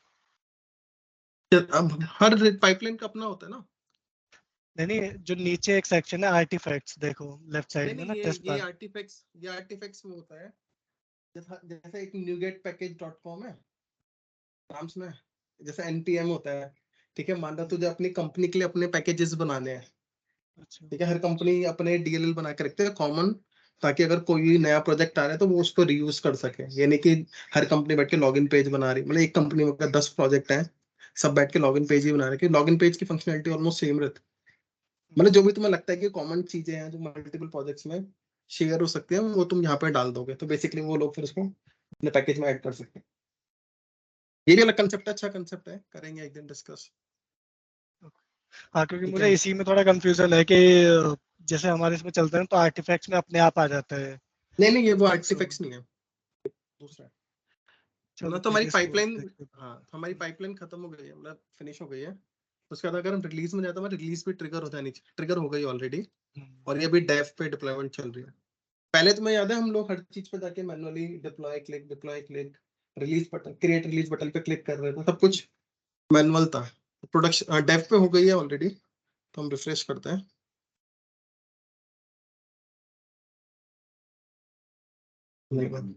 तो हमारा डेव पे डिप्लॉयमेंट हो गई है चीपेस्ट फ्लाइट ना। और प्रोडक्शन पे भी चल रही है। प्रोडक्शन पे भी रिफ्रेश करेगा तो वे पॉइंट पर दिखा देगा। प्रोडक्शन पे भी रिफ्रेश करता हूँ तो हो सकता हो भी, क्योंकि कई बार वो और भी स्टेप्स क्लियर कर रहा था, वर्चुअल एजेंट हटाएगा, ठीक है, अपने काम वो भी चलाता हूँ। इसमें बहुत सारे कंसेप्ट है, इसमें डिप्लॉयमेंट स्लॉट्स का कंसेप्ट होता है, जैसे कि तुम्हारी डिप्लॉयमेंट टाइम ले रही है तो वो स्लॉट में डिप्लॉय करेगा, ठीक है, और इमीडिएटली वो स्विच कर देगा जब डिप्लॉयमेंट फिनिश होगी, तो यूजर को पता ही नहीं चलेगा कि डाउन टाइम है। तो उसमें स्लॉट्स का कंसेप्ट बहुत इंपॉर्टेंट है ना, कि मतलब तुम डिप्लॉय कर रहे हो स्लॉट में कर रहे हो, जब तुम्हारा डिप्लॉयमेंट फिनिश तुम स्लॉट का वेरीफाई भी कर सकते हो प्रोडक्शन पे, जब तुम एक मतलब एक प्रोडक्शन वर्जन बेसिकली तुम वेरीफाई कर रहे हो, और जब तुम्हें लगता है कि सब कुछ सही है और डिप्लॉयमेंट स्लॉट्स को स्विच कर दो, विद इन सेकंड हो जाता है। तो हमारा ये प्रोडक्शन वाली वेबसाइट है, ठीक है, प्रोडक्शन पे भी डिप्लॉय हो गया, हमारा सारा काम हो गया, ऑटोमेशन हो गया, सब कुछ सही चल रहा है, बस अभी इशू एक ही है कि प्रोडक्शन पे हमेशा डिप्लॉय हो रहा है, और जबकि ऐसा नहीं होता है। अभी हम क्या करना है कि हमें बीच में एक अप्रूवर लगाना है जो बेसिकली डिप्लॉयमेंट को वेरीफाई कर सके और अप्रूव कर सके, ठीक है। तो हमारा काम वो रिलीज पाइपलाइन में है, तो वापस हम रिलीज पाइपलाइन में जाते हैं, एडिट करते हैं, ठीक है। हमारा डेव पे कुछ नहीं है, प्रोडक्शन के प्री डिप्लॉयमेंट कंडीशंस में जाएंगे, ठीक है। तो यहाँ पे प्री डिप्लॉयमेंट में वही बता रहे हैं, पहले इसकी ये है कि आफ्टर चले डेव के, ठीक है, यहाँ पे दिखा रहा है कि trigger even when the selected stage is partially succeed, है ना। बहुत सी में क्या होता है कि एसआईटी डेव पे फेल भी होगा तब भी वो एसआईटी पे डिप्लॉय करा देता है ना, वो क्योंकि डेव पे इशू कुछ और हो सकता है, ठीक है। तो अभी हम प्री डिप्लॉयमेंट अप्रूवल लगा देते हैं यहाँ पे, ठीक है। अगर मैं इसको ऑन कर दूं तो अब यहाँ पे पूछेगा अप्रूव कौन करेगा, ठीक है। तो अभी बेसिकली मैं ही हूँ यहाँ पे, मैं ही अपने आप को अप्रूवर बना देता हूँ, ठीक है, ठीक। तो अभी एक बार इसको भी टेस्ट कर लेते हैं। इस बार मैं दूसरे तरीके से डिप्लॉयमेंट करने वाला हूँ। इस बार मैं क्या करूंगा, मास्टर ब्रांच में गया, सर्वर से ही कोड चेंज कर रहा हूँ मैं। ट्रैवल फास्ट कहाँ गया भाई, ठीक है। तो इस बार यहाँ पे इसको एडिट किया मैंने, cheapest flights in India something, okay. मैंने यहीं से कमिट कर दिया, मैं मास्टर में कमिट कर रहा हूँ। मैंने इस बार वो टूल यूज नहीं करा, सोर्स ट्री, ठीक है। तो ये इस बार फिर से कमिट करेगा, कमिट हो गया। अब यहाँ पे पुल रिक्वेस्ट पाइपलाइन बन जानी चाहिए ऑलरेडी, तो पाइपलाइन ट्रिगर हो गई। बट अब यहाँ पे बस डिफरेंस यही है कि अभी प्रोडक्शन पर सीधे डिप्लॉय नहीं होगा, वहाँ पे मुझसे पूछेगा कि अप्रूव करो इसको। और एज़्योर डेवऑप्स की एक खासियत ये भी है कि हर एक स्टेप का आपको ईमेल आता है। अच्छा, कुछ भी अगर होता है, क्योंकि बहुत से लोग ओवरनाइट डिप्लॉयमेंट लगाते हैं, ऑटोमेटिक आता है, आपको सेटअप करना होता है नहीं बाय डिफॉल्ट। अभी हर एक स्टेप्स के मेरे पास ऑलरेडी ईमेल आ रहे होंगे कि डिप्लॉयमेंट बिल्ड सक्सीड हो गई है, रिलीज हो गया है। अप्रूवर के लिए मेरे को मेल आएगा कि you need to approve this stage, है ना। इसका बस यही फायदा है कि ज्यादा मेहनत नहीं करनी पड़ती इन सब चीजों में।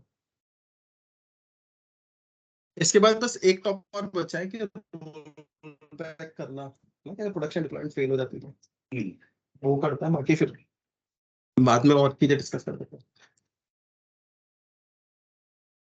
जब तक डिप्लॉयमेंट हो रही है, किसी को कोई क्वेश्चन पूछना है तो पूछ सकते हो। मेरा एक क्वेश्चन है कि मान लो कि एक मेरा प्रोजेक्ट है जिसमें मैंने रिपोजिटरी बना रखी है बहुत सारी। एक है मेरा मेन प्रोजेक्ट, और बाकी एक प्रोजेक्ट है जिसके अंदर बहुत सारी रिपोजिटरी है। एक रिपोजिटरी है जो मेन रिपोजिटरी है, और वो रिपोजिटरी के बेसिस पे हमारा प्रोडक्शन पे डिप्लॉयमेंट होती है।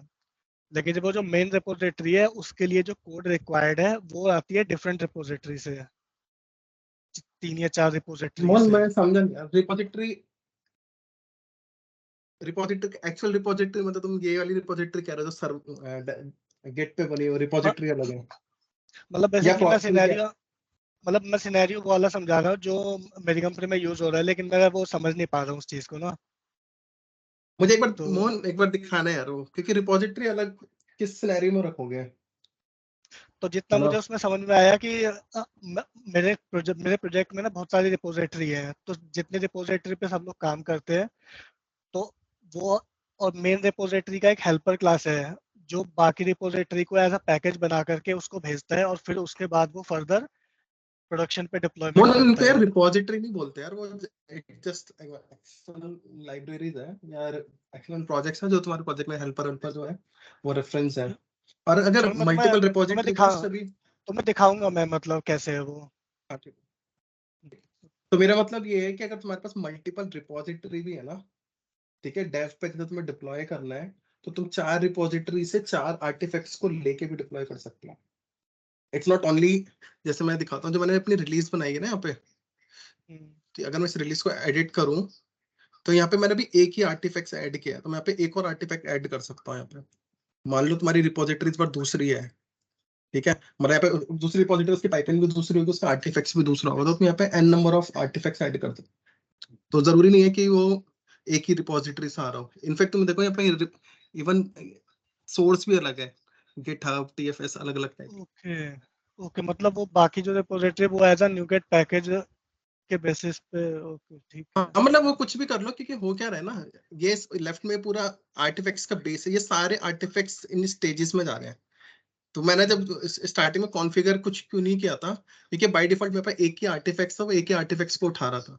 तो यहाँ पे ना ऑप्शन होता है, ये देखो कि ये पैकेज कहाँ से उठा रहा है ये, ठीक है। तो यहाँ पे अगर इसको एक्सपेंड करोगे ना, तो यहाँ पे मेरे पास अभी एक ही आर्टिफैक्ट था ड्रॉप में, ट्रेवल फास्ट। तुम्हारे केस में अगर 5 रिपोजिटरी तो 5 जिप फाइल पड़े होंगे इधर।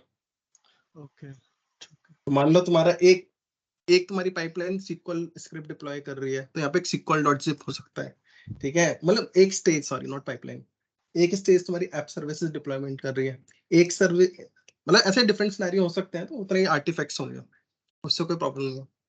ठीक है, मैं चेक करता हूँ। ठीक है, तो अभी अगर मैं अपनी रिलीज पे जाऊँ, हमारी रिलीज चल गई है, तो हमारे डेव पे हो चुका है कोड चेंज।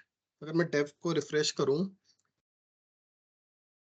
तो डेव पे दिखाना चाहिए चीपेस्ट फ्लाइट इन इंडिया, ठीक है।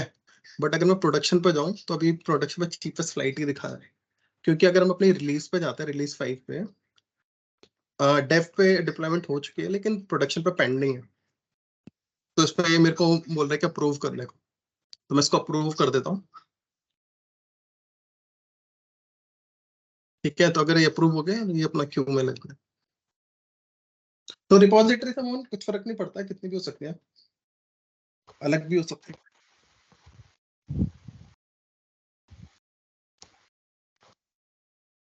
रमेश, जो तुम्हें समझना था कुछ थोड़ा बहुत इसमें आइडिया लगा कि कैसे आप डिप्लॉयमेंट करते हैं, क्या करते हैं?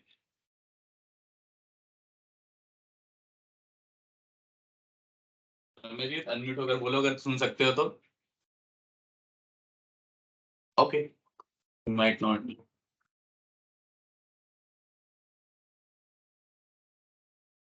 ये शायद वो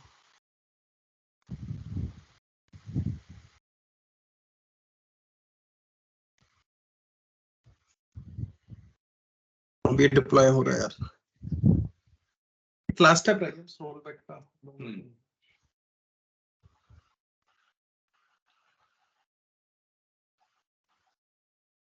मेरे ख्याल से हो गया होगा डिप्लॉयमेंट।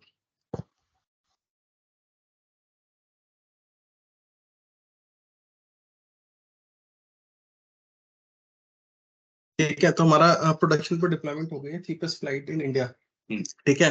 अब मान लो हमारा इस रिलीज में बग था और ये इन इंडिया की जगह इन इंडिया दिखाना ही नहीं था, है ना, और हमें क्विकली रोल बैक करना, तो क्या करूँ मैं?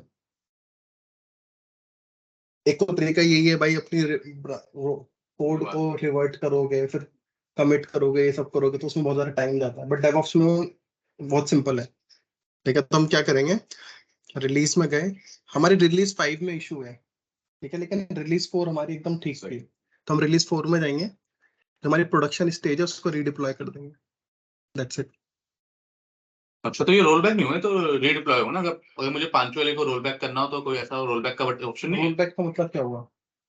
लास्ट स्टेज पे तो जाना है, मतलब ऐसा कोई ऑप्शन कि 5 में जाके कोई रोल बैक कर दूं कि वो जो डिप्लॉयमेंट हुआ है वो वापस हो जाए, मतलब जो लास्ट डिप्लॉयमेंट थे उस पर चला जाए? नहीं वैसा नहीं है, तुम इस स्टेज पे जा रहे हैं, लेकिन तुम्हें पता है ना कि लास्ट स्टेज तुम्हारी रिलीज 4 जो थी तुम्हारी, क्योंकि तुम्हें पता लग गया कि रिलीज 4 सही चल रही थी, हाँ, तो है ना, कि रिलीज 5 में इशू था, लेकिन रिलीज 4 ठीक थी। तो मैं ये डिप्लॉय हो जाएगा, तो डेव पे तो हमारा वही रहेगा, चीपेस्ट फ्लाइट इन इंडिया। तो इसका कहने का मतलब ये है कि जैसे आपने 4 रिलीज बन गई तो 4 आर्टिफैक्ट इसने कहीं सेव कर रखे हाँ होंगे। रखे हैं वो। नहीं तो कितने तक इसमें भी तो कुछ होता होगा ना कि ये 50 के बाद मुझे डिलीट कर देने हैं। हाँ वो सारी कॉन्फ़िगरेशन होता है, एडमिन वर्क है यार वो। हमारी कंपनी में 180 डेज है शायद डिफॉल्ट। अच्छा, इवन 180 ये days। पाइपलाइन भी रहती है 180 डेज तक, बहुत लंबा हो गया। 6 महीने तो कौन सी कंपनी प्रोडक्शन फेलियर पर रहेगी। वो एक रिटेंशन पीरियड होता है तो जिसमें 90 डेज 60 डेज ऐसे सेट कर सकते हैं। हाँ वो अलग और होता है। हाँ हम्म, रिलीज हो गई क्या प्रोडक्शन? रिलीज 4 पे हमने रोल बैक कर दिया, तो अगर इसको रिफ्रेश करते हैं तो वापस ये चीपेस्ट फ्लाइट हो जाना चाहिए, इन इंडिया हट जाना चाहिए। बट ये कोड साइड में नहीं होगा ना चेंज? कोड साइड में तो हमें फिर करना पड़ेगा ना अमित। कोड साइड में तो आप अपना वो करोगे ना, फिर आप एक बग ब्रांच बनाओगे या हॉट फिक्स ब्रांच, आपकी कंपनी जो भी बोलते हैं, है ना। मेरे केस में तो मैंने ये मान के चला हूं कि ये इन इंडिया आना ही नहीं चाहिए था, बट आपके केस में होगा इन इंडिया तो है लेकिन उससे कॉमा लगाना है, एज्यूम करो, या इन इंडिया को डबल कोट्स में लगाना है, तो इट्स अ हॉट फिक्स और may be whatever you want to say. तो आप एक हॉट फिक्स ब्रांच बनाओगे, उसको रिलीज ब्रांच में मर्ज करोगे और रिलीज ब्रांच को रिलीज करोगे। अभी क्या है, मैं मास्टर से कर रहा हूँ, बट एक्चुअली मास्टर से नहीं करते हैं कंपनी में, रिलीज ब्रांच से हमेशा रिलीज की जाती है। ये तो समझ लो बिल्कुल वर्स्ट सिनेरियो मैं है भी कि तो जब बात- आपकी डिप्लॉयमेंट फट गई तो आपको करना है एटलीस्ट बंदा जो प्रोडक्शन पे यूजर है वो लास्ट वर्जन तो सही से देख पाए। हाँ तो उस केस में कि थोड़ा कर दिया। और ये सबसे ज्यादा यूज होता है, सबसे ज्यादा यही यूज होता है। तुम्हारे पास इतना टाइम ही नहीं हुआ कि बंदे को बिठाओ वो यूएटी करे, ठीक है, टेस्टिंग करे, डेव पे टेस्ट करे, फिर यूएटी का साइन ऑफ आएगा, फिर प्रोडक्शन लेता है। अगर उसमें 2 घंटे भी लग रहे हैं और क्रिटिकल इशू है तो तुम ये 2 घंटे कभी वो नहीं लोगे, इमीडिएटली तुम पुराने को रोल बैक करोगे। तो बस यही था CI/CD में, हम बहुत बिगिनर लेवल पे बिल्कुल बेसिक बताया हमने, कोई टेम्पलेटिंग यूज नहीं करी है, सब कुछ जो बना बनाया है तो उसी को यूज करके बस कॉन्फ़िगरेशंस करिए। और जब भी कुछ भी ये करो, बाद में जाके मेरी तरह यहाँ पे जाना पोर्टल पे, अपने पूरे रिसोर्स ग्रुप को डिलीट कर देना, वरना ये आपको चार्जेस लग सकते हैं। इनके सबके चार्जेस लग सकते हैं। तो मेरा हो गया, इसमें कोई क्वेश्चन पूछना, सब पहले मैं डिलीट करूँ इसको। राघव आपको सही से समझ में आया? कोई क्वेश्चन है तुम्हारा? नहीं बहुत अच्छे से। हाँ अमित थैंक्स। मेरे को ना ये डेवऑप्स का मैंने फर्स्ट टाइम देखा, एजर डेवऑप्स का। और एक क्वेश्चन आपने श्रीकांत पूछा था स्टार्टिंग में ना कि AWS को भी इंटीग्रेट कर सकते हैं, तो मैंने देखा चेक किया कि there is one toolkit which is provided by AWS। तो आप एजर डेवऑप्स से एज AWS पे भी कर सकते हो डिप्लॉयमेंट, तो दैट कैन बी पॉसिबल। तो बट मुझे वो प्रैक्टिकल सेंस नहीं लग रहा, मतलब होगा मे बी, बट हाँ पता नहीं, ठीक है कर सकते हैं, अच्छी बात है। हाँ लेकिन ये है कि ज्यादा कंपनी जब डिसीजन लेती है तो वो अपना डिसीजन लेती है कि उसे कौन सा क्लाउड एक्सेप्ट करना है, उस पर जाना है या उस पे। चलो मोहन तुम्हारा कोई क्वेश्चन? नहीं अभी के लिए तो कुछ नहीं है। ओके बाकी दीपक और आप लोगों को मुझे पता है कि क्योंकि उतना एक्सपीरियंस नहीं है तो हो सकता है ये 5% भी समझ में आया हो, बट अगर 5% भी आया है तो ये आगे फ्यूचर के लिए बहुत हेल्पफुल है। जब भी टाइम मिलेगा तो इस वीडियो को दोबारा से रिवाइज करना और अपना जब भी काम आएगा तो करना। और ग्रुप में तो आप लोग हुई, कोई क्वेश्चन होगा इससे रिलेटेड या किसी और चीज से भी रिलेटेड तो आप लोग पूछ सकते हो। ओके ठीक है guys, thank you very much for joining this thank you. Lecture.